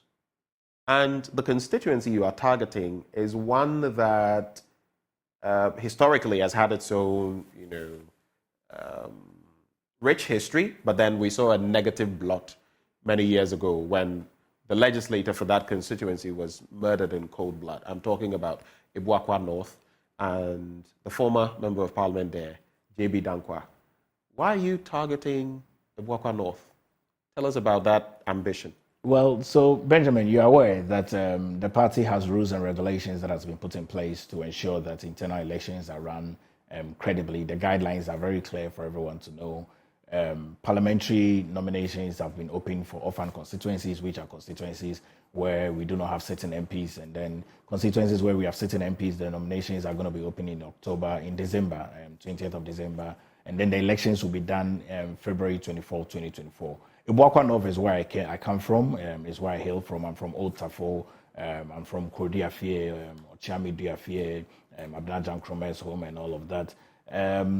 You'll recall that in the then John Ajekum Kufuor government, there was one constituency where President Nana Dankwa Kufuor was the MP, and then in 2004 it was divided into Boakye North and Boakye South. Boakye North borders Old Tafo, New Tafo, Osiem, Kokrentume, Enyinesin, Osiem, and Etukrom, and all of those neighboring communities, Nobi and all of that. Boakye North because that's where my family roots is. That's where I am able to support my people within the constituency and also serve them. You stated very clearly that the Boakye-Danquah Edu was a former sitting MP from 2004 till his unfortunate demise. He's an uncle, and so he was your uncle. He is my uncle. May his soul rest in peace, and I'm very sure that You're trying to step into your uncle's shoes. Well, I'm trying to step into my uncle's shoes and also continue in service, really, for my people. And I mean, I'm not wanting to use this platform to campaign or even remind people of their sorrows, but I stepping into the constituency really gives me a perspective of how constituency politics is. Power resides in the hands of delegates. And I'll tell you of a truth, Benjamin, the delegates have needs, and when those needs are met considerably over the years, you would realize that they would want you to continually represent them. All 524 people cannot be in parliament. From the delegates, all thousands of people from the constituency cannot be in parliament. They'll just need one person who can be able to represent them and represent their interests and represent their character and represent their desire, and one person who will be able to bring the needed development that is so needed. So that is why I'm targeting the Boakye-Danquah constituency. I'm certain that when the nominations are opened and I pick up my form and I share my manifesto with the constituents based on what I have done in the constituency and the assistance and support that I've brought to the people, I'm sure that they would give me the order of the day on the 24th of February 2024 when we go and cast our vote. Alrighty, thank you, Paul Gray, for having joined us for this conversation. Any final words, briefly? Well, final words are to wish the 10 flag bearers, I'm hopeful the best in the general super delegate election to 5. We call for peace to make sure that the delegates, super delegates really choose the best 5, and wish everyone the best. Wish my friends who are preparing for their own internal election from the orphan constituencies the best. I pray that the best candidates win. I have some interest in some constituencies, but I pray that the best candidates win so that we can all be in the 9th parliament together to advance the governance in this country. Paul Gray, Boakye-Danquah, is government's spokesperson on governance and security. Now, before we get into our very next segment, water is life, and awake purified water is treated through a strict purification process to ensure that every bottle on the market refreshes you better. That's why I'm proffering it for you this morning. If you're thinking of size, they have quite a range. 330 milliliters, easy to fit into the backpacks or bags or lunch boxes of the little ones as they go to school, and they are good to go. 500 milliliters, 750 milliliters, 1.5 liters for the heavy drinkers like me. You know, you need about 2 liters of water every day, averagely. They've got you covered. But even beyond that, if you're thinking of something for your home or office, something bigger, I have good news. They have 19-liter jar bottles that are ideal for those situations. Put them on your dispenser and you're good to go. And, of course, this too, the most heartwarming aspect of all of this. For every bottle of awake purified drinking water that you purchase, an amount is donated to the National Cardiothoracic Center. Heart disease and its treatment it goes through the roof in terms of cost. We can help those who cannot afford such treatment every time we purchase awake purified drinking water. It's another quality product from Casapreco Company Limited. If you'd like to purchase in bulk, just reach out to them on this number, 0262 351 251. 0262 351 251. This advert is FDA approved. Now, coming up next, government has come under fire for neglecting the Saglemi housing project. Today, we'll be hearing from Works and Housing Minister Francis Assenso-Boakye right here on the AM show. He's been interacting with my colleague, Elton John Brobe. Enjoy.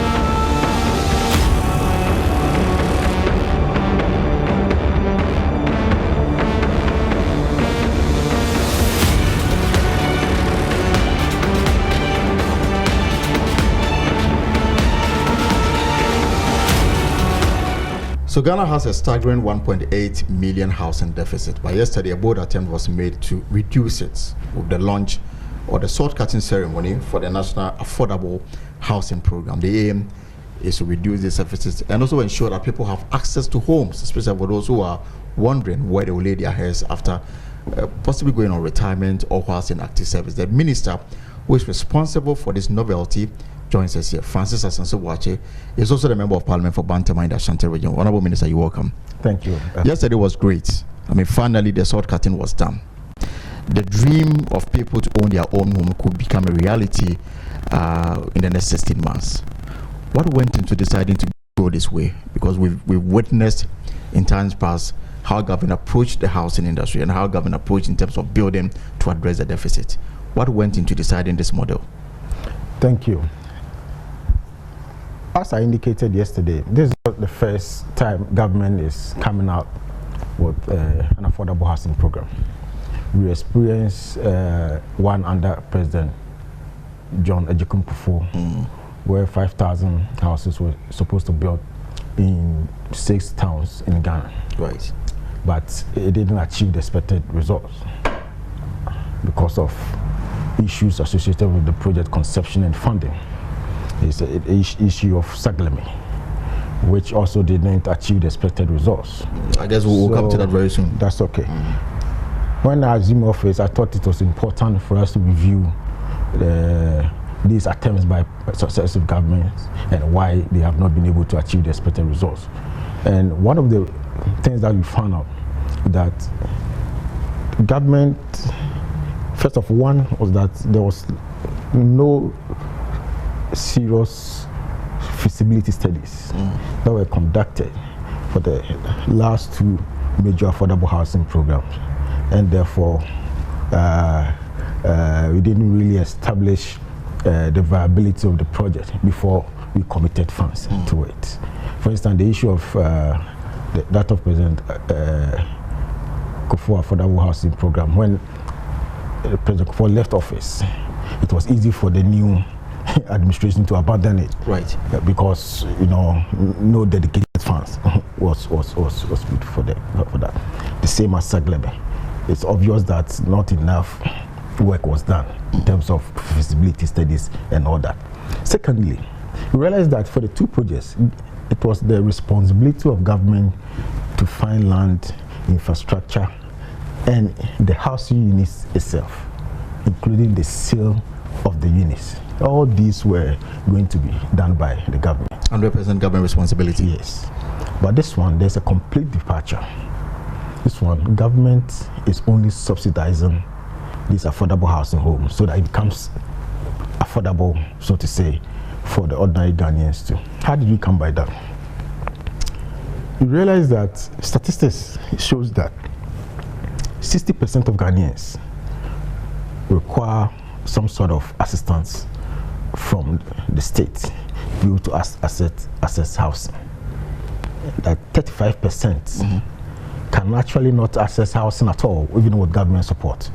Meaning they can never own their own home. Of course, I mean, of course, but that's reasonable. Even in America, a lot of people, there are even homeless people in America. Right. Exactly. So, and only 5% of Ghanaians can access their own house, build or buy houses on their own without support. So, government decided to target the 60% of Ghanaians who need government support. And how can government support? We look at the various components of housing construction. The cost. Land is key. Right. Infrastructure services on the land is key. But these are the areas that we thought government can easily absorb. Of course, government has some public land that we can leverage on, which we are currently doing. The Boakye land was a government public land, which the president decided that let's use it for housing for Ghanaian people. And the infrastructure on the land, roads, electricity, water, and sewage, drainage. These are traditional responsibilities of government. Right. So we are leveraging on it to reduce the cost of construction. It's believed that these can even constitute about between 30 to 40% of the construction cost. Once that is reduced, then it becomes affordable. So that we invite the private sector to come in and build and sell. Okay, that is the model. That's the model, right? And that is the prevailing model across many parts of the continent that we are using, because we all acknowledge the important role of the private sector in everything that we are doing. so that government and the private sector will form a partnership to produce these affordable homes. That is the striking difference between what has been happening in the past and what we're currently trying to do. So in the past, government contributed everything.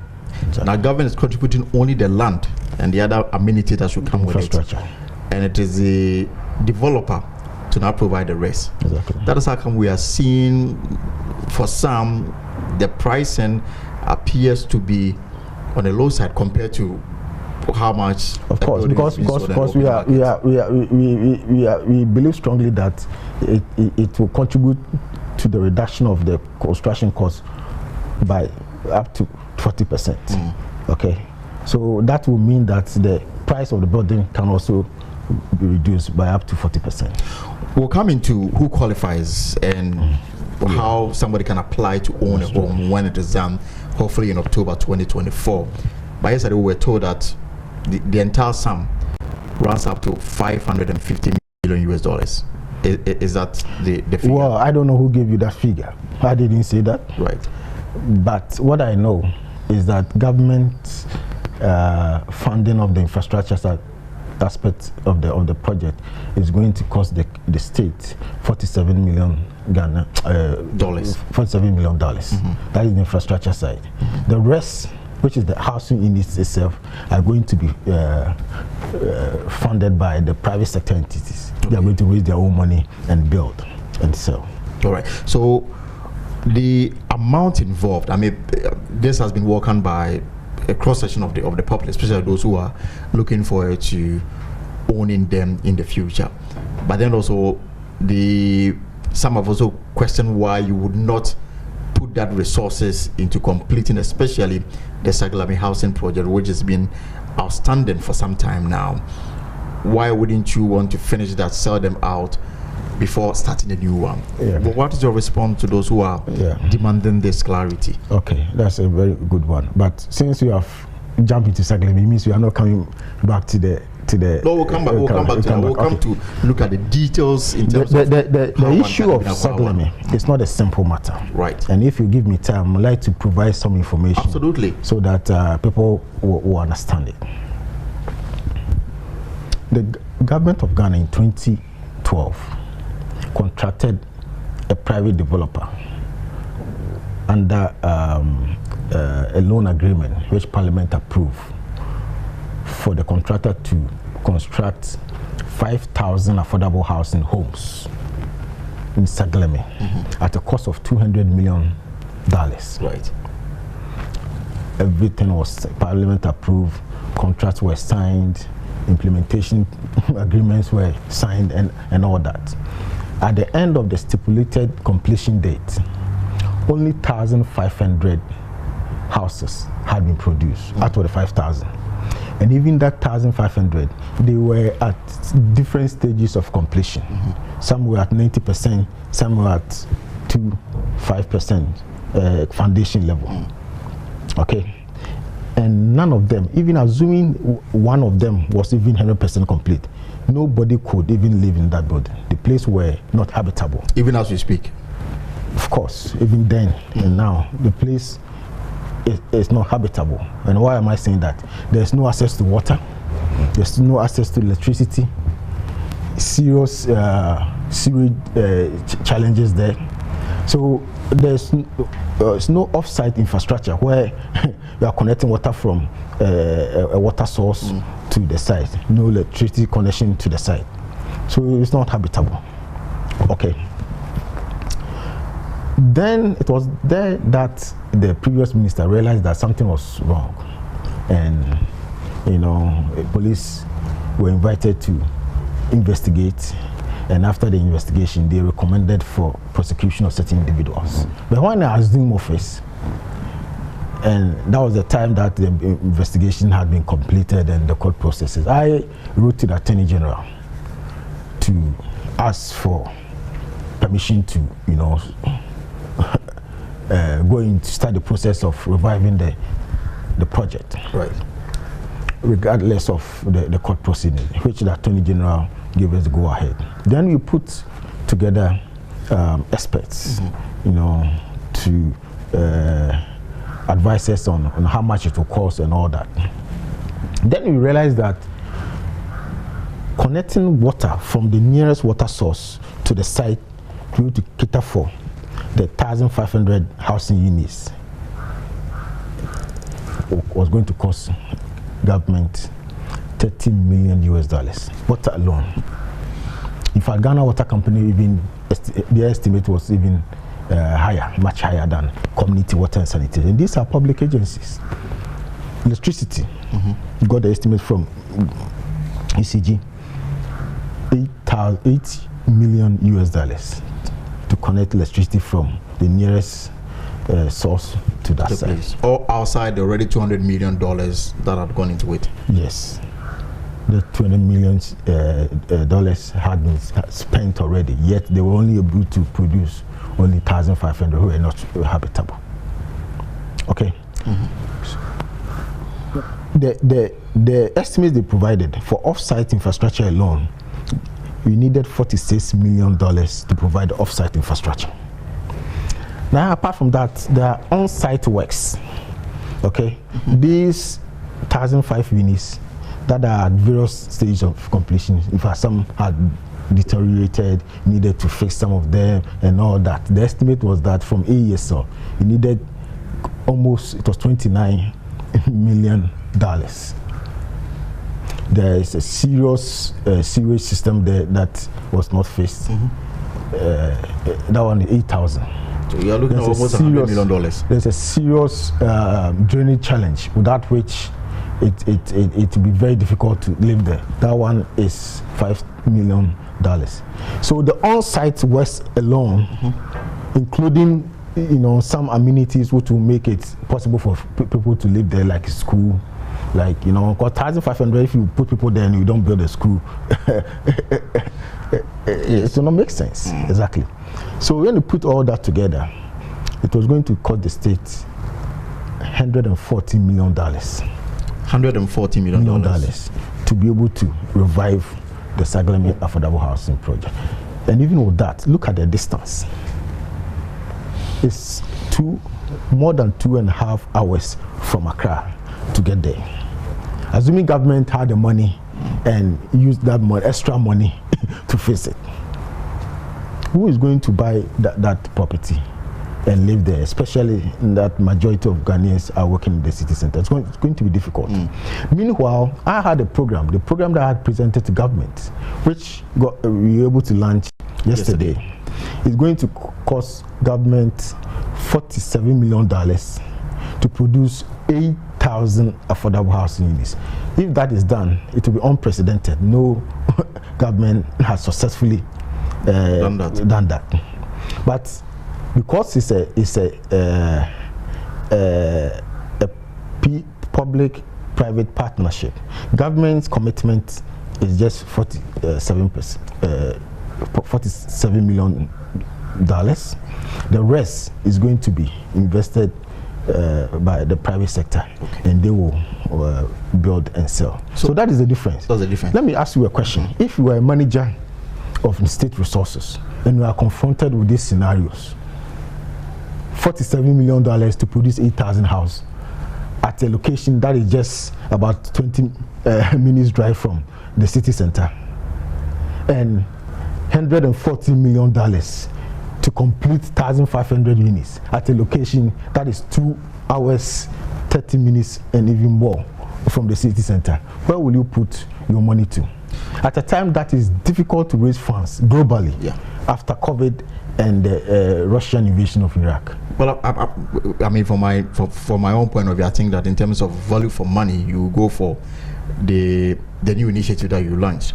But again, the question people will ask is, so therefore, what happens with Sagleme?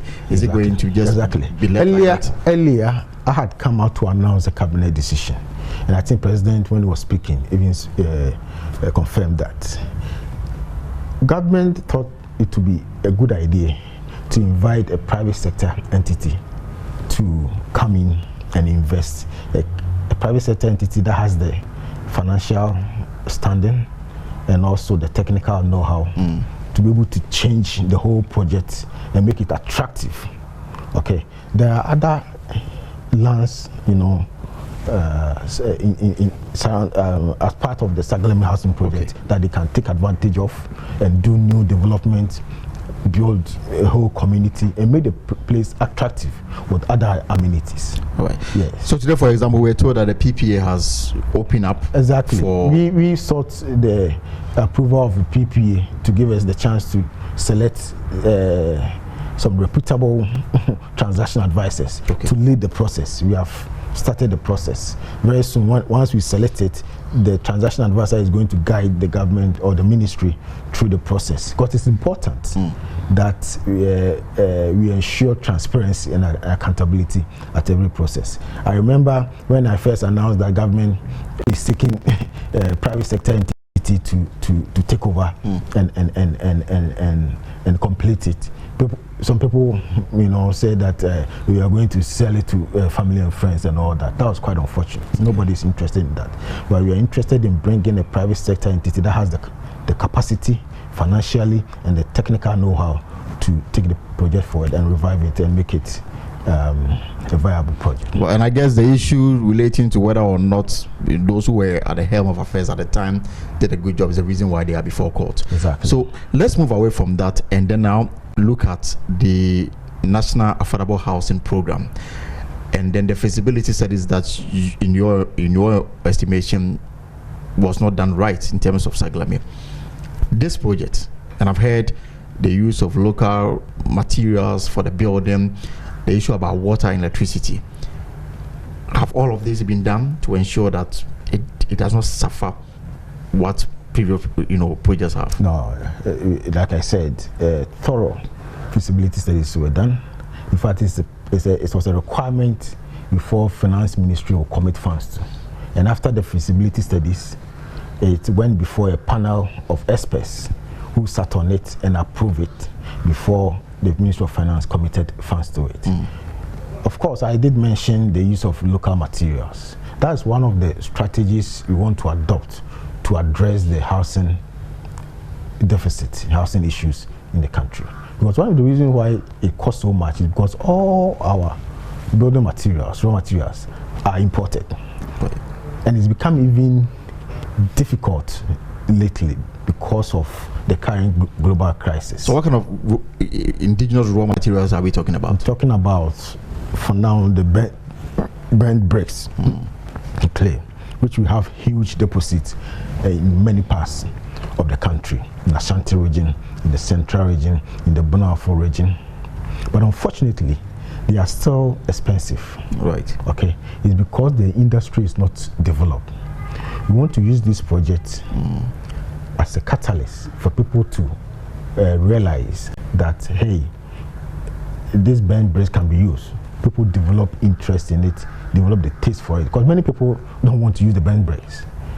If you're able to create demand for it, it will also create supply for it, and you can have mass production, and you can enjoy economies of scale. And in that case, the prices of these raw materials, burnt bricks, will come down. Then we develop the raw material, the local building materials industry, so that the average cost will come down, and it will help in our local housing industry. State Housing Corporation is one of the contractors or one of the developers that have taken advantage of this and is working on. Apart from the state housing, we understand that the others are from the private sector. Yeah, they are all from the private. State housing pretty much is a private sector. It's owned by the state, all right, but it's in the market to make profit. Yeah, and the 60% that you are targeting, that you want to address their housing needs. Now let's look at the cost. Studio around 20,000. One bedroom 20,000. 20,000. 2 bedroom 30-something thousand. 34,000. And then 3 bedroom.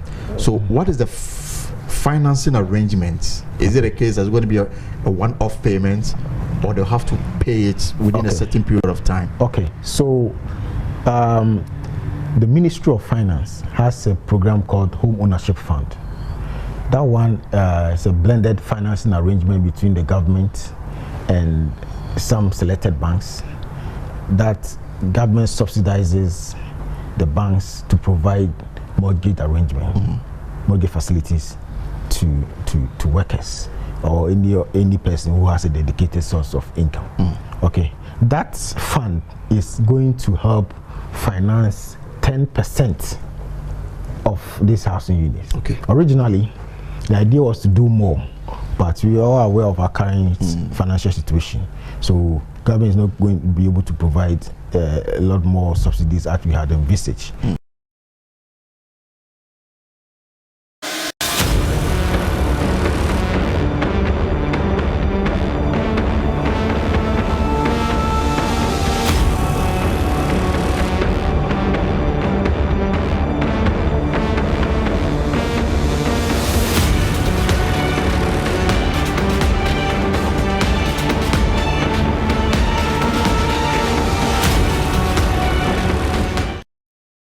Good morning to you. Thank you for staying on the AM show. And that was a conversation Elton Brobe had with our housing minister, Asenso Boakye. And I know that a lot of you have questions.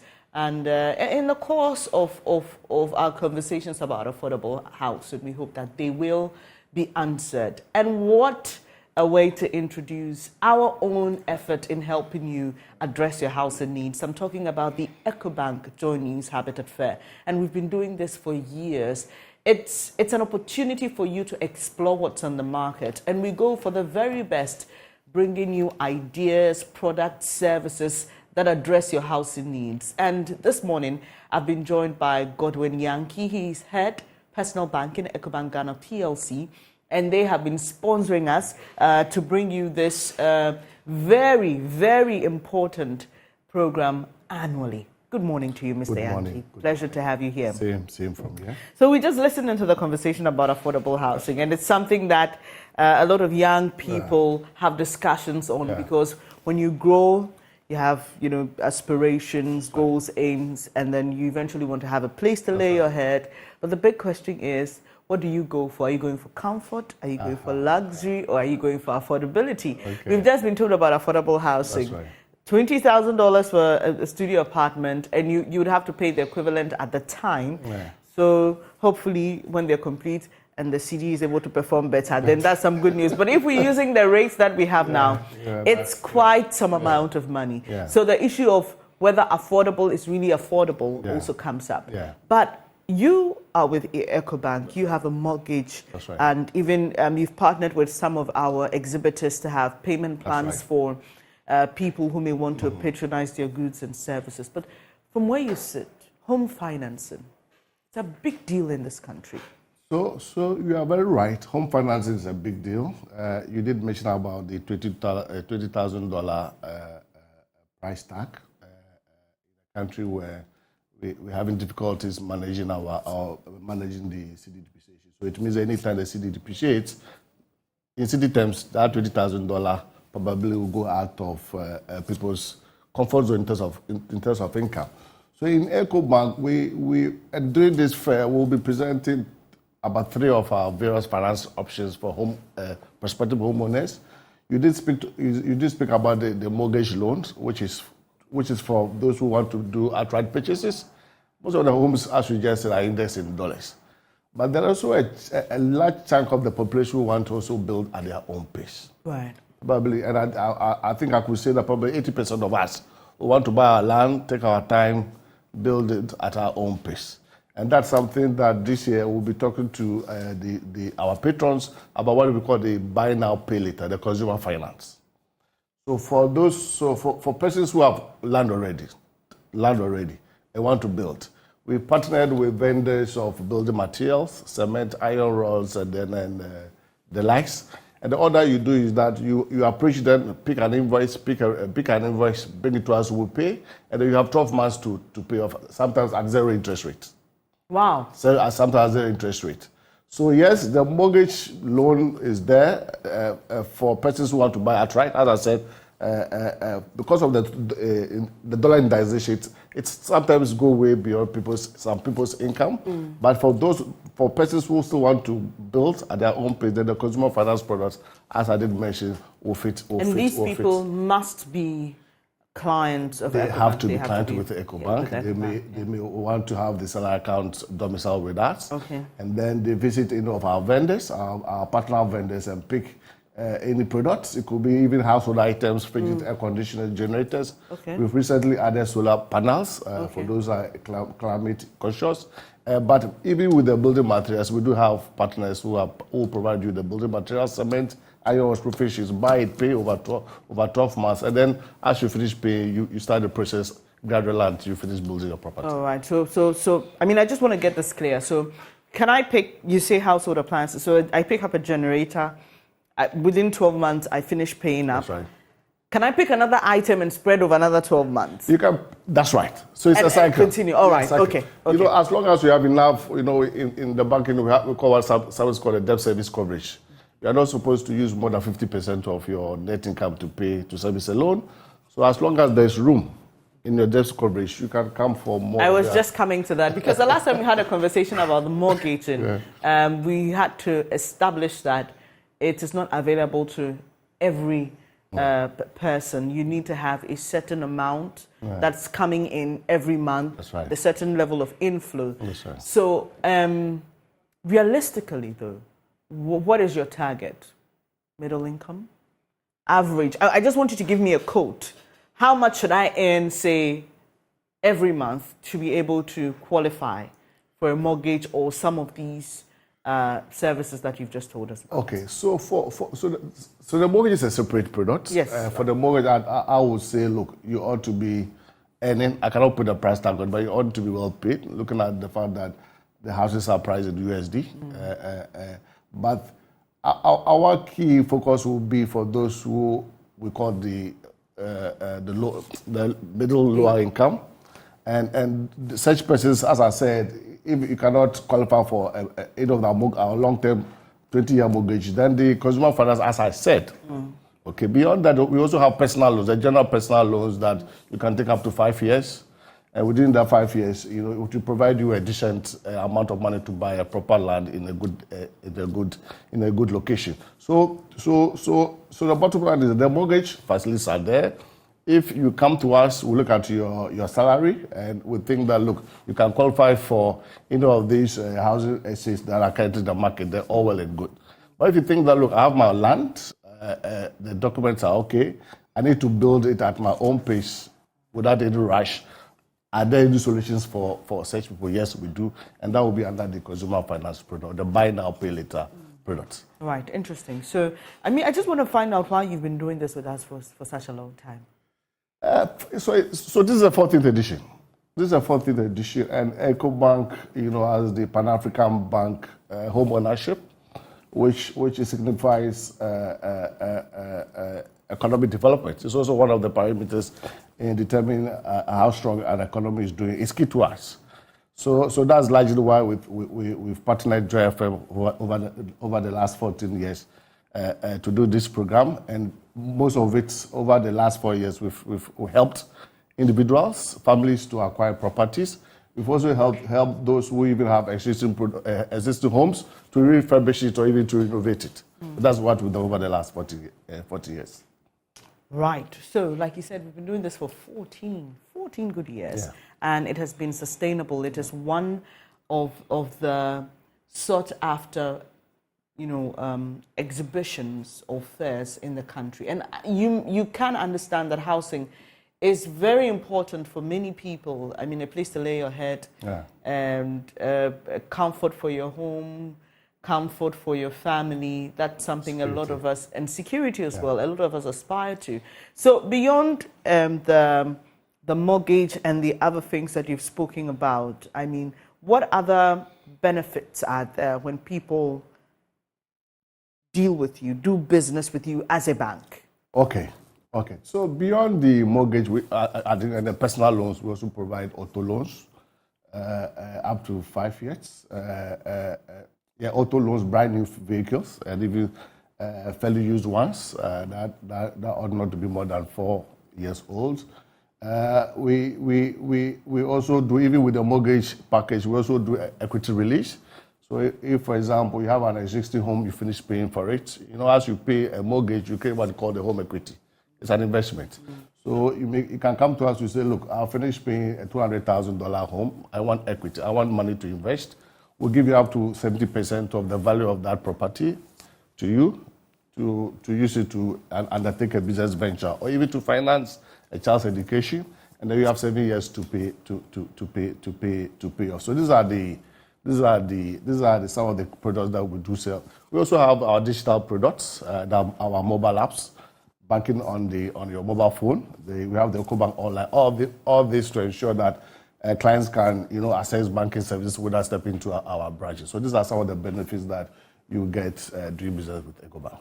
And thank you for doing business with us and bringing our clients and patrons the EcoBank Joy News Habitat Fair every year. Godwin Yankee is head personal banking, EcoBank Ghana PLC, and he's been talking to us about the many products and services they have available for you. Just visit us this weekend at the West Hills Mall from the 4th to the 6th of August. It's the second clinic of this year's EcoBank Joy News Habitat Fair. When you come, look for the EcoBank stand, make your enquiries, find out what is tailor-made for you, because like you suggested, everyone has different specifications when it comes to what we want, what we prefer, and whether what we earn can get us all that. So just find the EcoBank stand at the West Hills Mall from the 4th to the 6th of this month and make all your enquiries. I'll be back with more on the EcoBank Joy News Habitat Fair. I'll be speaking to Elegant Homes. Do stay.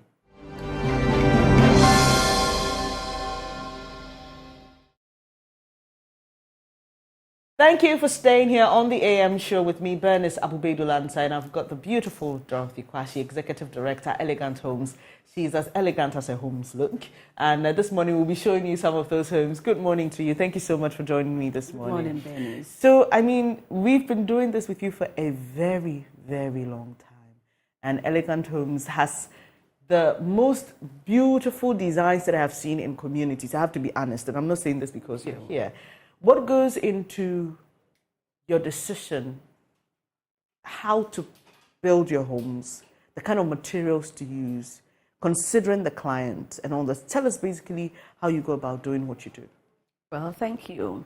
Why we do what we do is because we recognize the fact that every individual is unique. And so what may be okay for me may not be for the other person. So when you come to our estates, you realize that we have different designs. This is to bring to the fore that every individual is unique. So when you look at house A and you don't like it, definitely you will find house B mostly attractive. So going into what we do, we also consider quality, and therefore our materials and all that, we make sure it's durable, what we use. We also look at the aesthetic nature of the properties. The design must be attractive, and the interiors are very functional. We also consider space, because space is one thing that people look out for when they want to buy. You don't want to buy a home that you'll be boxed in, very tight, you cannot flow in your home. So these are some of the reasons or the factors we consider before coming up with our designs. Right, and even I know that there are opportunities for clients to ask for modifications, right? Exactly. Clients have the option to choose any of our models and have it customized to suit them, or they can come in with their own designs for us to build for them, or we can also design specifically to suit their taste. You offer construction services, right? Sure. The company so beyond construction the company, yeah. right? So beyond your estate, which is located at Amrahia, Katamanso. If I have a project on a different land, you can give me construction services. Yeah, we can do that. In fact, we do that for other institutions. If you look at LWAC Stadium, just around that, the Lands Commission of Ghana, the project has been executed by Elegant Homes. And we've done quite such landmark projects for institutions. Wonderful. So Elegant Homes just doesn't provide you homes within the estate in Amrahia. They also offer construction services, and now you have PVC windows? Exactly. We have Elegant Homes Products Limited. We fabricate and sell high-quality UPVC windows. We also sell plaster boards, cornices, and accessories. So we use some of this for our homes, and we also sell to the public. So if you are putting up your own home and you want to use any of these products, you can buy them from us as well. So if I came to you and I said, I want to build a house or I want a house, but I'm torn between, for now, as a young person or as a young woman, between comfort, luxury, and affordability. What would your advice be to me? For us at Elegant Homes, we are mostly into middle-income luxurious. And it will interest you to know that last year at the Ghana Property Awards, Elegant Homes was adjudged the best residential developer for middle-income luxurious. So that is what we do. If you are a young person and you come to me, one, I'll look at your lifestyle and what you want. Don't forget, people tastes differ. It differ.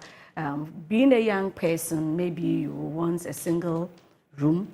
If you are a young person and you want a single room, then obviously my place will not be for you. You can look at what we are seeing there and you realize that you can get affordability, you can get comfort, and you can get luxury in one. Somebody will ask, what is affordability? Affordability, I would say, depends on the individual, because what will be affordable to me may not be affordable to you. But when you come to housing, you ask yourself, what makes a house very comfortable? You're looking at one, space. The house should be functional. It should be such that in my kitchen, I should be able to walk around. In my living room, I should be able to have that flow. What are the ceiling heights? A lot goes into it before you get that comfort. Now, when you come to luxury, luxury is the extreme, where somebody will want maybe 2 or 3 living areas. Okay. You get it? Yeah. You want a big kitchen with all the equipment and all that, and then you want a pool, you want a theater. I mean, those are the extremes. But for comforts and all that, you need a space, you need the very important things in the home. The home must be functional, very beautiful, the design is nice, and it should be a place like the environment we shown, tarred roads, underground sewer system, street lights, fiber. I mean, it should be comfortable for you to be able to live in your home and work from home. Wow. I'm sure you've gotten a lot of good advice this morning from Dorothy Kwashi, who's Executive Director of Elegant Homes. And like she said, if you already have your land, she's willing to help you get your home built, because she offers construction services, and also she has building products as well for you. So you can just reach out to Elegant Homes, and she will be ever ready to help you. And one thing I like about her is that she's very accessible, right? So she runs the company, she owns it, but she's willing to engage with you. She's willing to sit down with you and hear you. So you need to make time to visit her stand from the 4th to the 6th of August at the West Hills Mall. And the stand is Elegant Homes and Construction Limited. And the last time I visited West Hills Mall last year, you're putting up your PVC windows, and they looked very beautiful, I must say. And the quality is top-notch. So just visit the stand of Elegant Homes, 4th to 6th of August. Tomorrow is a holiday, right? So, I mean, why not? Come around. And I can see some luxurious pools there. That's for those who want more of the luxury. And you also have some interesting packages, right? Yeah. I'll come back to you to share those packages with us. I know there's a doorbell and a couple others. But we've also been joined by Esther Bwajawa. She's Sales Marketing and Comms Executive at Virtual Security Africa. Hello. Hello. Good morning to you. Good morning. How are you doing? I'm fine, my Grace. All right. So when we hear the word security, we have a fair idea of what we're talking about here. But just run us through your products and services. Okay. Very good morning to your viewers. And Virtual Security Africa, it's a wholly owned Ghanaian company. We've been in operation for 15 years. And for 15 years, we've been giving our clients cutting-edge solutions to meet their security needs. And with that, we are talking about perimeter detection, intrusion detection, and surveillance systems. So breaking this down, we are basically selling and distributing CCTV, fire alarm, intruder alarm, electric fencing, access controls, body scanners, anything security you can talk about. All right. And I like that you introduced body scanners? Because this is not just for homes, this is for offices. Yes. Even if you're organizing an event and you need to be sure of who is coming in there, these scanners, do you sell them? Yes, we do. Yes, we do. Yes, we sell them. We have the handy ones. We have the walk-through scanners. Anything security. Yeah. Right. But why should we? Someone says, why should I invest in all of this? And I'm saying all of this. Let me explain to you what I mean. So you go to someone's house. They have the electric fence. They have the CCTV. They have the doors that allow for only like access control doors. Yeah. Why do you need all of this? Okay. Can't you just stick to the electric fence? Is that not enough? Okay. All right. Thank you very much. So they are all important, okay, for your space. So that's why we are here. At Virtual Security Africa, we don't just sell anything or everything you want to do. So we offer free on-site consultation. So we come to your site, we look at your neighborhood, and we look at the threats that you have in your space. Then we can advise you in making a purchasing decision. So someone might need security gadgets. It might be just a CCTV and the perimeter detection. That is the electric fence. Okay, let's say you are in a gated community. It's not necessarily important to get an electric fence because these gated communities have their own security at a certain point in time. So we don't just sell everything like that to anybody. So that's why we have the free on-site consultation. It is free. We will come to your site or your space to look at your threats. What's really the kind of product that suits your need, then we sell it to you. Right. Yeah, so in as much as we are selling all these products, we don't just sell them at any time, like you are buying everything at a time, just to make sure you can secure a space. So you can secure a space with a perimeter. A lot of us are very paranoid. Okay. Some of us, when the slightest noise you wake up, you're wondering, what's happening? What's happening? Yes, so I think that people feel that all these things make them really secure. But it's a very important point you raise about on-site consultation. And it is free. It's free? Yes. Oh. It's free. In Accra? Yes. Everywhere? Yes, we are here. Where are you located? We are in Accra. We are at Tesando. That's our main office at Tesando, behind the Life Chapel. And we have our ultra-modern showroom at Jolu, opposite UBA, first floor, Nana Adepa Plaza. And we are also in Kumasi, opposite at Santase Runabout, directly opposite the Golf Lane Station. And at Takrade, we are off the Kintampo Road. We are very close to Toyota Ghana Limited. Oh, yes. So we are in Accra. Yes, we are in Accra. We are in Kumasi. We are in Takrade. All right. Yeah. I'd ask you to share your number shortly, but I asked Mom a question about the special offers you have for people who purchase your homes. And do we need to pay outright? Or we can pay in installments? No. You don't need to pay outright. However, if you have the cash and you want to pay outright, then you have to pay 50% down, and then you have within 6 months to finish up income for your house. And then we also provide mortgage. We are in partnership with other banks. EcoBank is one, Republic Bank is one, Cal Bank is one. They are our partners. They can support you to buy a property from us. You need to pay between 20 to 30% of the asking price, and then they will come in to pay the remaining for you and spread on monthly basis between 10 to 15 years or even 20 years. But then don't forget, with the bank's terms and conditions apply. And then we have another terms of payment, which we have termed personal self-financing. That is for those who do not want to go in for mortgage, but still want to purchase. That you pay 50%, you can do 20%, you can do 30%, and then you have between 12 to 18 months or maximum 24 months to finish up and come for your home. But in all, you have to, payments must be completed before you move properties are handed over. Right, and you have doorbells for people? Sure, those are the add-ons that we give for Habitat Fair 2023. We are giving you a 10% discount. We are giving you a fitted kitchen. We are giving you a video doorbell, and then many more. Right, many more. This means you have to come and hear the many more. But please tell us how we can reach out to you, Virtual Security Africa. Okay, so our website is www.virtualsecurityafrica.com. We are on all social media at Virtual Security Africa, and you can call us on 055-874 0764. 055-874-0764. And for us at Elegant Homes, you can reach us on 0244-699-053 or 057-659-7419. These numbers are on WhatsApp. You can also visit our website, www.eleganthomesgh.com, or send us an email through sales@eleganthomesgh.com. Our social media handles, Elegant Homes GH. Right. Thank you so much, Dorothy Kwa. She's Executive Director, Elegant Homes. You just heard her. And Esther Boajoa is Sales, Marketing and Comms Executive at Virtual Security Africa. And they're here because we've got you in mind. Pass by the West Hills Mall from the 4th to the 6th of August, starting tomorrow. And we've got all your housing needs in one location for you.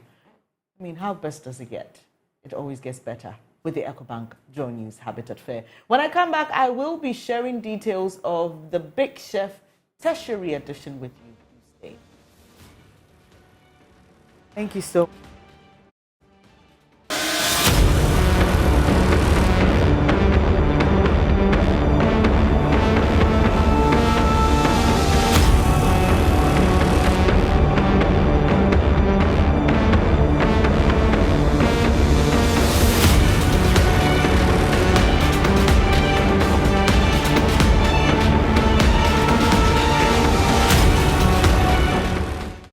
Hello. Thank you for staying on the AM show. I'm really privileged that you do that every time. It's now time to talk about the Junior Speller competition, and I've been joined by Victor Nkansa. He's founder of the Born Heroes Foundation. Hello, good morning to you, Mr. Nkansa. Good morning. Junior Speller. I like that. What does it mean? So, Junior Speller is basically about spelling competition for basic school children, but it goes beyond spelling. We just don't let the children spell words, but rather we give them the opportunity to learn the meanings of the words and also to know the root words, the root of the words, to learn their etymology and then how they are used in the sentence. So Junior Speller goes beyond just spelling. All right. So is this the first time you're doing this, or you've been doing this over the years? No, this is our 6th year. Wow. We've been doing this for 6 years. And even last year, we were on Joy Prime for about 5 months. So this is what we do every year. So what is the mode like? Basic school children, how do they participate? Is it just, located or focused on schools within Accra? Or just run us through how these pupils are, brought on board to be part of this very wonderful initiative. Thank you. So this is what we do. Throughout the years, we've seen that children who get the exposure or the opportunity to participate in quizzes excel in life after the education. Now, the idea is, why don't we give a lot of children the opportunity to get this national platform and also to be able to excel after the education? So what we are doing is we give every child the opportunity to participate, unlike other quizzes where only maybe 3 smart keys are selected for the contest. But in our case, we give every child the opportunity to participate. Now, the other important thing is, with the looking at other quizzes and other programs, what you see is most of them is just for JHS students or maybe SHS students, and it is really, we've seen that it doesn't help because the kid or the child needs the training from the early age, then the child continues up to the SHS level. So we have the program for Basic 1 to Basic 4. So as early as 6 years, even this year we have kids who are 5 years participating in the Junior Speller in KG2. The children are... Do you have different categories, or they are all part of the... Because what a 5-year-old can spell, a 10 or 15-year-old, may perform better. So I'm just wondering if you lump them all together as one, or it is age or stage-based. Stage-based. So what we do, unlike most spelling bees where it's just one stream, 5 years compete with 13 years, 14, 15 years, we see that it doesn't work well. So what we have done is we have grade 1 to grade 4 division, and then grade 5 to grade 9 division. So every child, as I said, is allowed to participate. We are making sure that a lot of children get the opportunity. So what we have is we have those who registered with us as a school. So they register with Junior Speller. And then we also allow even students, the schools that are not on board, to register online. So if you're a parent and you want to register your ward, you can just visit www.juniorspellergh.com and you'll be able to register your ward, or you contact us on 0548119184. This year you can't join. Yeah, but, because you've already started yes, this year, so it has to be next year. Next year. Okay. Yes. But tell us about the Born Heroes Foundation. What do you do? Yeah, so the Born Heroes Foundation is gave birth to the Junior Speller. So Born Heroes Foundation is all about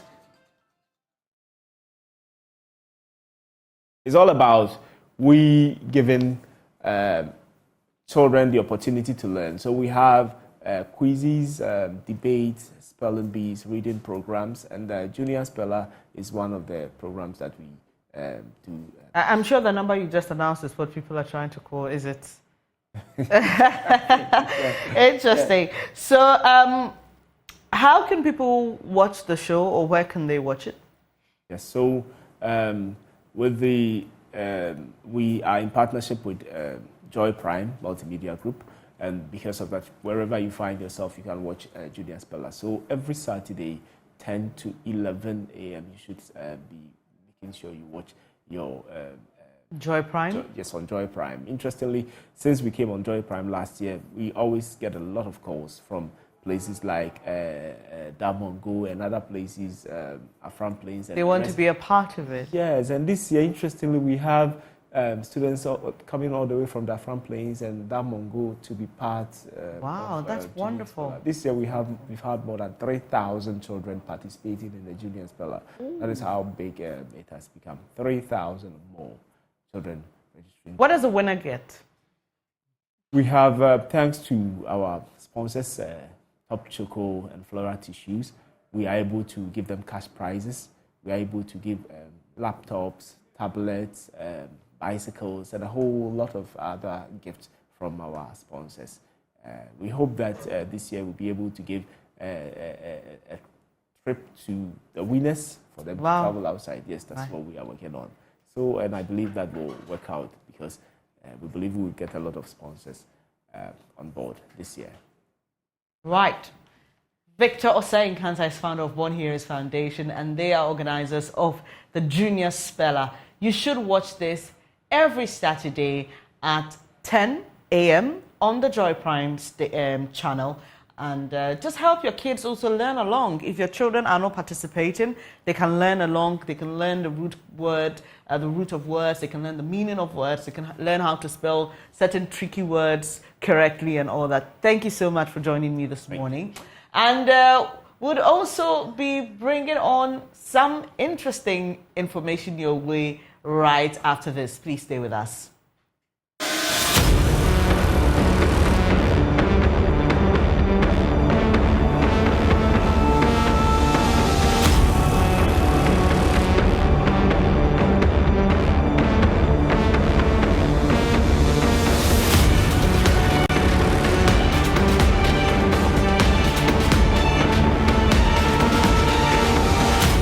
Some 17 minutes after 9, and today we're doing a lot that is centered on children because we love them and we know that you love them too, and they are the future. We are now coming to talk about Kids Discovering Ghana 2023.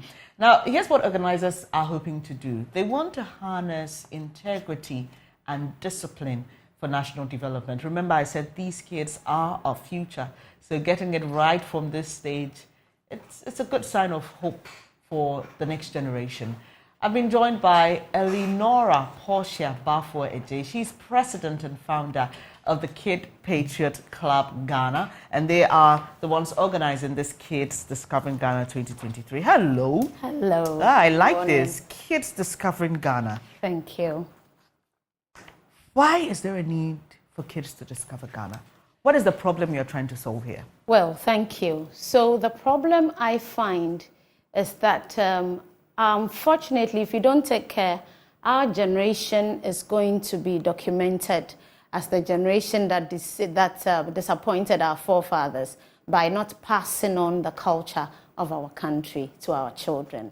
And so I think that we must try as best as we can to overcome that challenge by transmitting and transferring the culture and heritage of our nation to our growing children. And that is why we do the Kids Discovering Ghana. That is why the Kid Patriots Club exists, so that the kids will get to explore what Ghana is, what Ghana has been, and what we want Ghana to be. So tell us how you go about this exploration. Right.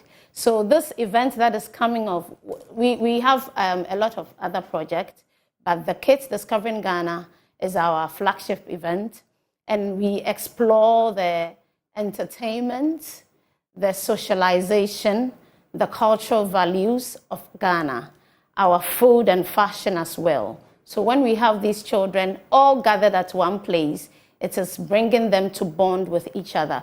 The way we used to do in the past, that really united us as a people, so helping us to avoid conflicts and then internal issues, challenges within the country. So when we gather as Kids Discovering, at the Kids Discovering Ghana event, we are trying our tongue on Ghanaian foods. Okay. We are tasting different varieties of Ghanaian foods that the kids probably might not have done before.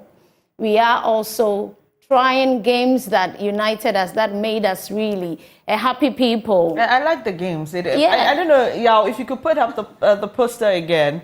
The one of the kids holding the cloth and running. I used to do that as a child. We call that fun. From yeah. Yes. And that one, and rolling the tires as well. That was an interesting one. Yes. I love that you're doing this, honestly. And for me, what you said that strikes me is the bonding, learning through interaction. So I host a show that is focused on babies and children. It's called The Baby Doctor. Okay. And so my all of you know I love kids, so I'm biased. Just like me then. It's okay. Yeah. So there's something that's happening with our children that we must stop before it degenerates into something else. And it has to do with the fixation on technology and the phones. So if you're a parent or a guardian and you're watching me, look, you may not have planned for this, but tomorrow is a holiday. Let the kids out. Let them breathe some fresh air. Let them see other children. Let them interact. They develop good skills through that. And Alinora has put up a very good opportunity for you to do that. So tomorrow, right? This is happening at the AMA complex. Yes, at 10 a.m. And we are starting exactly at 10 a.m. Which is also important. Exactly, because our timeliness is not anything to write home about. And we need to change that. And it has to start with our children. So I'm focused on making sure that we are starting early. Even if we have 5 children, we will start so that they get it right. Yes, and it's 30 cedis per ticket because just to cater, it's a subsidized amount to cater for lunch for the children. And parents are welcome to stay. They don't have to drop them and go because, like you're saying, we all remember how to play the game, and we want to do that again. Yeah. So parents stay and then play with their children and with other parents. We are having parent game challenge as well. Whoever wins gets something to take home. Oh wow, I like that. It's going to be a lot of fun, a lot of learning. Of history, of culture, and everything Ghanaian. I can tell it will be a lot of fun. So it's 10 a.m. to 4 p.m. So you can pass through any time in the day and come and have fun with the kids. And you know, there's just something about children and when parents engage in activities with them. That's right. So I'm in love with you. I'm in love with what you do. Thank you so much for doing this. So it's a holiday tomorrow. Please let the kids breathe. Let them step out of the usual. Let them come and have fun. Let them learn about the northern region of Ghana. Let them. So I just need to find out how you hope to do that beyond the games they're going to play. How are you introducing them to the different cultures and the history and the future of Ghana and all that? Okay, so culture is told and passed on, as I said earlier on. So we have somebody like Uncle David Donto coming to talk to them, introduce them to Ghanaian facts and then history and landmarks. After that, we know that culture is also told through storytelling. And so we are having storytelling, very engaging one that the children can actually enjoy for hours on end. And then also the food. We are teaching them that it's valuable, it's nutritious. Come on, taste our own food. Yeah. And then throw out the junks. Oh. Yeah. So we are having, it's a whole package. We are also going through the transitioning, how we have transitioned from the past to now. And so they will have an idea, especially the girls. They will see how we used to cook banku on the buchia, and then how we did it on the coal pot, and how some are now able to do fufu even on the gas stove, you know, and what they want to have in their kitchen later. So it's a whole lot of things. Yeah. So these are beautiful pictures of past events, and they look so colorful and radiant. You can see the girls dancing. Yeah. I can see the oldies and the grandmas around. The storytelling. Yeah. So every child gathers around the storytelling. They are all dancing.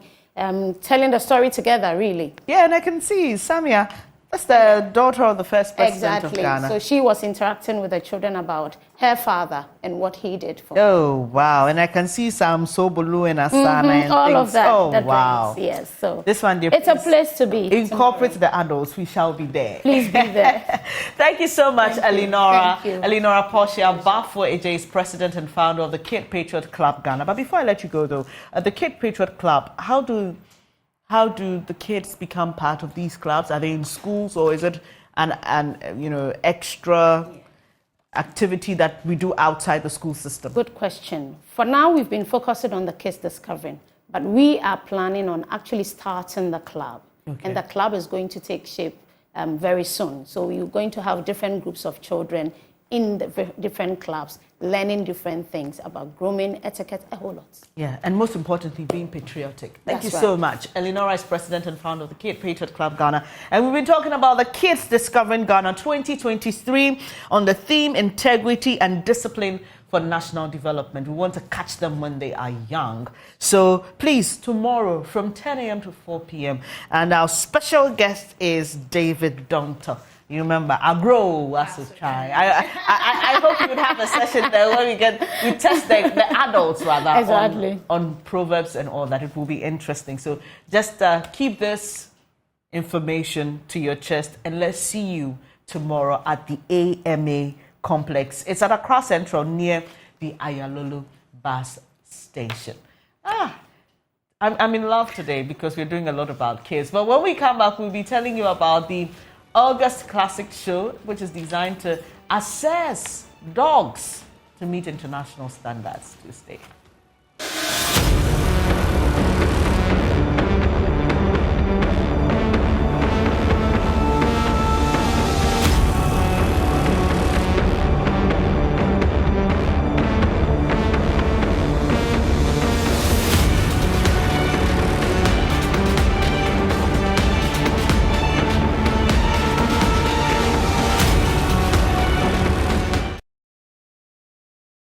Do you love dogs? Do you have a dog as a pet? This conversation will interest you. And we're talking about dogs. Yes. I've been joined by Peter Virgilio Olympio. He's president of the Rottweiler Club of Ghana. And Dr. Chakapan Chantarasmi. I hope I got it right. Yeah. Did I? Yes. Okay. He is an international dog show judge. Wow. You can tell he loves dogs so much. See, look at his shirt. Yeah. He's got a dog on that shirt. Yeah, all dogs in my body. Yeah, everything about you is dogs. Yeah. And tell me what your experience has been. When did you fall in love, dog? How did you fall in love? Oh, when I was young, I got a dog. My breed, actually now, my breed is Beagles. But when I was young, I have a poodle toy, the black poodle toy. Okay. And that's how you started loving dogs.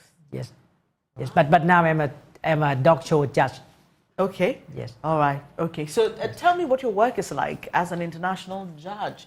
I mean, so we see all these dog shows internationally. I know we've been trying to do that in recent times here in Ghana. But what is it like for you when you have to make judgments on these animals and their performances and all that?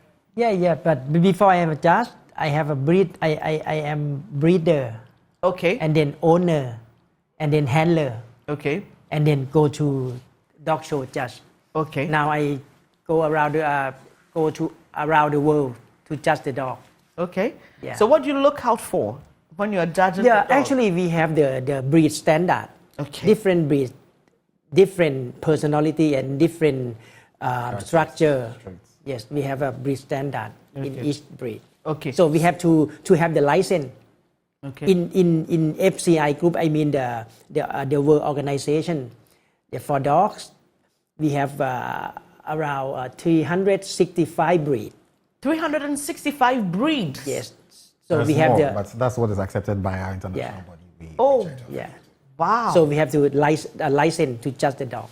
Okay, so if you see a Rottweiler, for example, there are different things you're looking for, and then if you see a Chihuahua, there are different things you're looking for. If you see a Poodle, there are different things. Yeah, totally different from head to the tail. Okay. If you ask the standard, you should ask the president of the Rottweiler.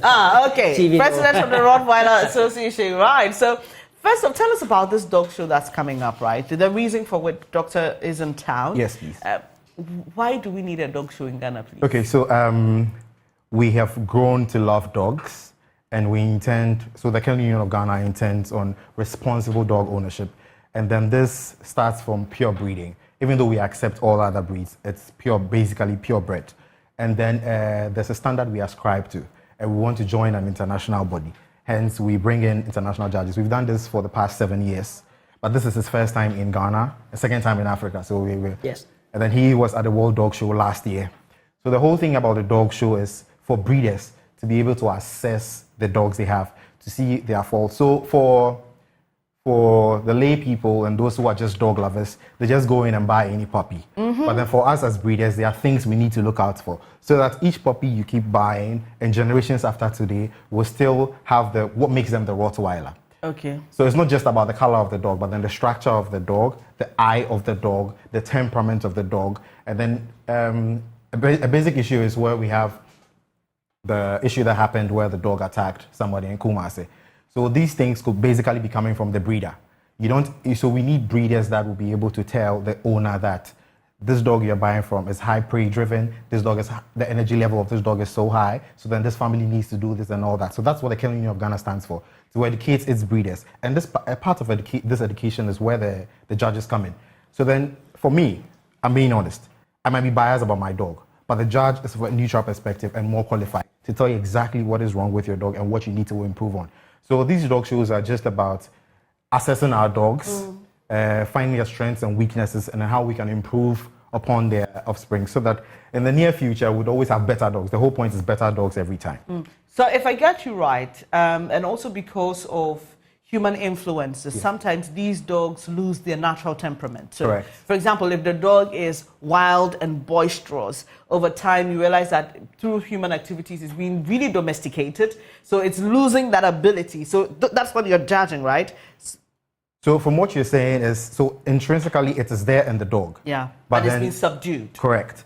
So then for the new owner that doesn't have the expertise like the breeder, is going to raise it anyhow. And then most mistakes we make as humans everywhere is we try to treat our dogs as humans, but they are not humans. You tell your child to sit, he would sit, but the dog wouldn't listen that way. So we need to treat the dogs as dogs. Okay, but you can train the dog to listen. Yes, but then we shouldn't train them with the idea of making them humans. They are dogs. Dogs are dogs. Okay. Yes. So they can support us and everything, but then we can't make them humans. So that's what the first mistake we have made basically in the country is. Okay, and then as you're saying this, I'm just remembering all the stories on the BBC I've read about a dog, a family dog. Sometimes a dog the family has kept for years, right? And all of a sudden it attacks a baby or it attacks its owner, and then you're beginning to wonder, why did that happen? Because you understand that even though a dog is a dog, the usual expression is the dog is man's friend. Correct. And so when you see, for example, somebody drowning, his dog will try to save him because there's a relationship, or you see somebody who's dead and the dog is lying on the tombstone because there's a certain level of connection that humans have with dogs. But you just brought something to my mind. No matter what, they are still dogs. Yes, please. So on the baby part, let me just try and explain. So let's say we here were born where there's no internet. There are no iPads and iPhones. The first time you see it, or if someone tells you about it, you would doubt that it really exists. So for that child attack, for the dog attacking the child, probably the dog has been in the house for 2 years, 3 years, its whole life, right from 2 months old to whichever age it is now. It has never seen a baby before. It doesn't know how to react to the baby sounds. Probably it saw it as a threat and is trying to defend wherever it is. So then these things happen, and it's always our fault. It's never the dog's fault. It's always our fault. Wow, interesting. So, Doc, I mean, you've been in, this is your first time in Ghana? Yes. Have you had the opportunity to see any dogs? Not yet. Not yet? Because tomorrow we see we call the dog entry. Okay. So more than 100 dogs tomorrow. So let me come in here. So the thing is, he's not supposed to see any of the dogs until the day of the show. Okay. So that there's no bias for the judge. Okay. Yes. So he doesn't fall in love with any dog Yeah, before so no dog, he sees the dogs tomorrow. Okay. So tell me what the show is going to be like tomorrow. Okay, so God willing, tomorrow as early as 7 a.m. it will start, where he'll be assessing the dogs. It runs through the whole day. And then so we have 8 breed specialties. When I say 8 breed specialties, I mean for the Rottweilers, there's 1 ring for us. After that, there are the Cane Corsos, the Shih Tzus, the Dobermans, the Boabos. So 8 different breeds. So they all compete individually in their own categories. Okay, so we're going to see the usual, they're running through something, expected to jump over, that's not what we're going to see. Sorry, so then this is a confirmation show. Okay. So in the confirmation show, we are looking at how the dogs conform to a standard. Yeah, we call the size, conformation show. Conformation. Yeah, it's different from agility. Okay. Or obedience. Okay. It's different. This is like a beauty. Yes, beauty contest. Beauty contest. Yes. Yeah. Interesting. So how would it look like tomorrow? So that's how it's going to go throughout the day. Then by midday, we'd have a break, and then we'll have other trainers perform what you were asking of. Okay. The running around, the jumping, the biting. That's the part I want to see. So yeah, everyone's interest will be met God willing tomorrow. Yeah. So we have all that, and then at the end of the day, we have a Ghana-Nigeria competition. The Nigerians are coming to come and compete in Ghana. You're bringing the dogs from Nigeria? Yes, please. I'm sure they are in by now. They're settling in. You don't mean it. So at the end of the day, we'll have you're bringing dogs from Nigeria to Ghana. About 12, 15 of them are to come and compete with. Yes, please. Please, God, let the Ghanaian dogs win. We can't lose this one. We've beaten them to Jollof. What again have we? Everything. Okay, apart from music, everything else is fine. Apart from music. They can't beat us anyway. Our women are the best. World Cup qualification. Did we qualify or they qualify? We qualified. Nigeria didn't qualify. Okay. And then what again? Please, after this one, I have we'll win it. Don't worry, we'll win it for you. Please. All the breeds. Ghanaians win everything. If you let the Nigerians win. It's a host and win for us. Don't worry. We will not sleep. They will be on our necks. I know, right? But this is interesting. So for those of us who can make it to the event grants, how do we catch up with the show? Okay, so then there'll be a live telecast on their Facebook. There'll be a Facebook live for Kennel Union of Ghana. Kennel Union of Ghana. So I think I'll share my contacts so that anyone who wants directions to the place or wants to follow up or wants to bring your dog, it's open to everyone. So have you already register the dogs that are going to be assessed tomorrow, or someone can just do a walk-in and have their dog assessed? So you can. But for now, we have about 160, 170 dogs that have been registered across 16 different breeds. Okay. Yes, please. So then, yes, anyone else can join in. You can walk in Godwin tomorrow, but then 2 basic tests that won't be done on that very day. Rabies. So if you know you want to bring your dog Godwin tomorrow, try and find a vet. Yeah, or you must have your card. Yes, vaccinate it, and then run a brucellosis test. Which is that one? So it's an infection. Like so when your dog gets infected, there's no treatment, and it's very contagious. It's zoonotic too, so we are also at risk. So we make sure all the dogs are clean off brucellosis and are vaccinated, and then they can attend. You love dogs so much. How did you develop this love for dogs? I grew up in an animal loving family. Okay. So I kept rabbits, kept ducks, kept all of them. But the dog won it. Yes. Finally, for you, Doc, what are your expectations? And even as we continue to introduce this in Ghana, what is the benefit that we must derive? Yes, we would like to invite dog lovers to come to our shows. You will see the different breeds and you will learn about the standard of every breed, every dog breed. Yes. So eventually we want to get to the point where everybody knows and understands what they should expect from their dog and have knowledge of it. Yeah, and then you maybe find that some dogs, one dog for your family. Okay. Are you going to be selling dogs? Not on the show. Not on the show, but then there are breeders there, so you can come around and develop contacts and connections. A lot of times we have calls from people that I bought this dog, blah blah blah, and it's not the ideal dog. I mean, it's not the actual dog. They've been scammed. So then, at such events, that is a conversation for another day. That one.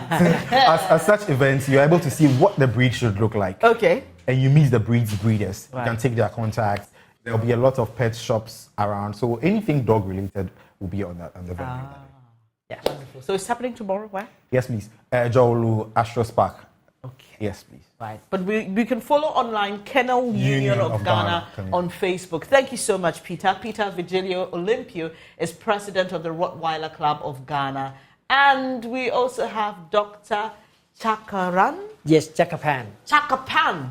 Tarasmi. Yeah, from correct. Thailand. Yes. Welcome to Ghana. Yes. He's an international dog show judge, and then he will be doing the judging tomorrow. So you just want to follow this if you're a dog lover, or if you're somebody who wants to even go into breeding of dogs. This is a show you must not miss. It's quite a marathon today. I've got more for you. Please stay, because I'll be speaking to pupils from Bumprugu. Yes, they are representing Ghana at an international competition. You want to hear details of that.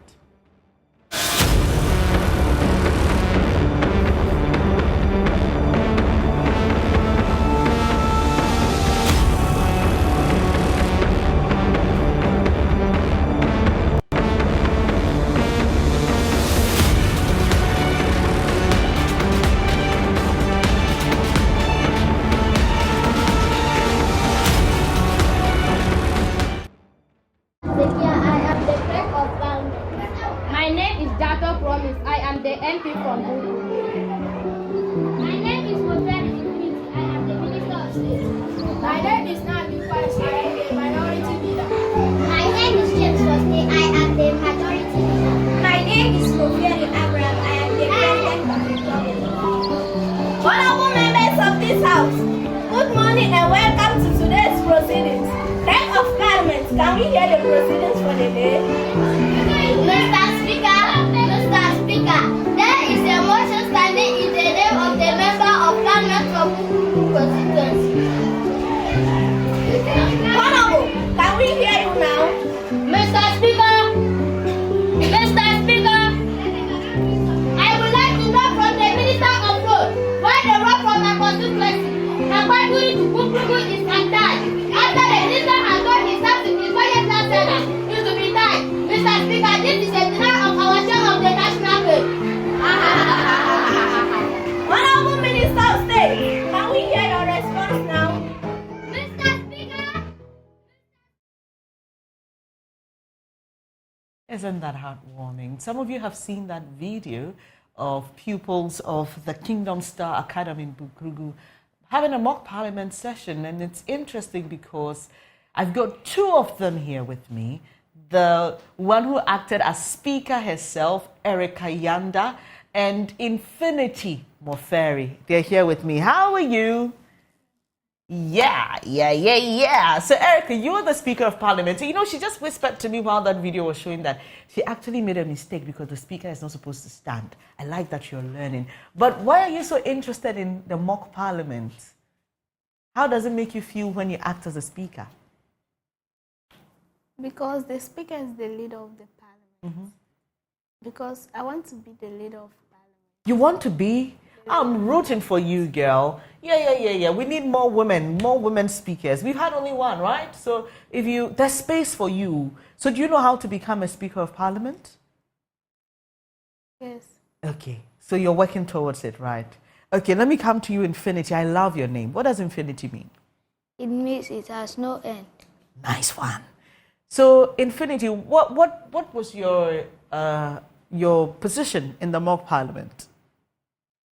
I was a minister of road. Ah, you were the one the lady was questioning like that. what answer did you give her? Why are her roads not fixed? Because money is not available. Oh, money. So, Mr. Minister, how are you going to get the money?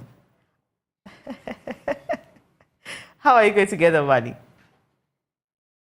I don't know yet. You don't know yet. That's okay. We understand. And we get some of these answers too in Parliament. We don't know where the money is going to come from, but government will work towards it. So we've seen that you guys were speaking up so eloquently and fluently and mocking Parliament. And this video that went viral has made someone do something nice for your classroom, right? Tell us about it. What happened after the video went viral? When it went far away, there was a man from America. His sponsor has 30 million to make our school. Okay. So we floored the class. All right. So you made the floors because I can see that it was sandy, right? So now they've done the floor for you because someone in America saw your video and sent you 3,000 Ghana cedis to do that. So you see that you're already making impact in your community. That should make you very happy. I'd like to know you're going to be part of an international competition, right? Yeah. Okay. So do you know what role you'll be playing in that mock parliament, Infinity? Yeah. What role is that? My role is to make the road tie. Okay. He's still in the mood of roads minister in there. But this mock parliament, the international competition, do you know where it's happening? Will it happen in Accra? Do you have an idea? Okay, don't worry, we'll find out from the organizers.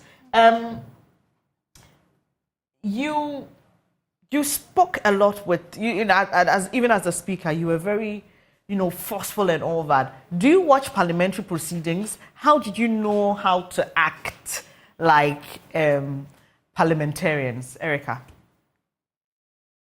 Because I'm watching in television and they are doing parliament mock. So it is very beautiful for us to do the parliamentary mock. So you watch you watch Parliament in the news? Yes. Okay. What do you think so look at that picture behind you. That's the picture of Parliament, right? Yes. Okay. So you see the speaker there? That's where you want to be, Erica? Yes. Okay. And you also want to be seated where? Somewhere there, right? One of those empty chairs. Do you know your MP? Have you seen your MP before? Yes. What's your MP's name? Honorable Abednego Azuma Bandi. Oh, nice. Has he paid a visit to your school yet? Has he visited your school? Not yet. Not yet. Would you like for him to visit your school? Yes. You'd like to see him? Have you been to Parliament since you came to Accra? Yeah. You went to Parliament? Yes. What did you feel when you entered the place? Infinity. It was beautiful. Oh. And Erica, for you? I was very happy because it was my first time of being in Accra. Right. So, as pupils from the north, right, in the northern part of the country, and we've done a lot of stories here about how there are lack of chairs, how you don't have tables, and we've seen even in your classroom, thankfully, somebody has decided to do the floor for you. What do you think are the issues that you want your leaders to fix for you as pupils from Bumkrugu? What do you want them to do for you in your schools? What do you want the leaders, opinion leaders, the chiefs, the MPs, the DCEs, all the older people who must take decisions for you? What do you want them to do for you? I want them to construct 2 or 3 classes for us. And then they should make our classes floored and plaster. And then there is lack of urinary pits and toilet room. I want them to construct what I have mentioned for. So when you go to school, how do you urinate? How do you ease yourself? We always enter the houses that are near our school to urinate, so that makes the people complain. Right. Infinity, What would you want the leaders to do for you? I want the leaders to make our class floor and plaster too. And then what again? We are also lacking learning materials. Okay, like what? Like exercise books and reading books. What we use for teaching. Right. Is that all? Okay. So we wish you all the best in your international competition, okay? Go and make us proud. You are capable, you are eloquent, and you can do it. So we wish you all the best, okay? And I'd like to see you, Erica, as Speaker of Parliament, because that's what you want to do. So never give up, okay? Yes. No matter what, never give up. We've got your backs. Right, so that's Erica Yanda and Infinity Moferi. They are from the Kingdom Stars Academy in Nangpaduri. And there was a video of them having a mock parliament session, and it went viral. And guess what? Somebody saw it and decided to help the school. But they're also participating in international competition, and we wish them a lot of love from our hearts. So thank you all so much for making time for today's edition of the AM show. Up next is News Desk. Do stay. Take care.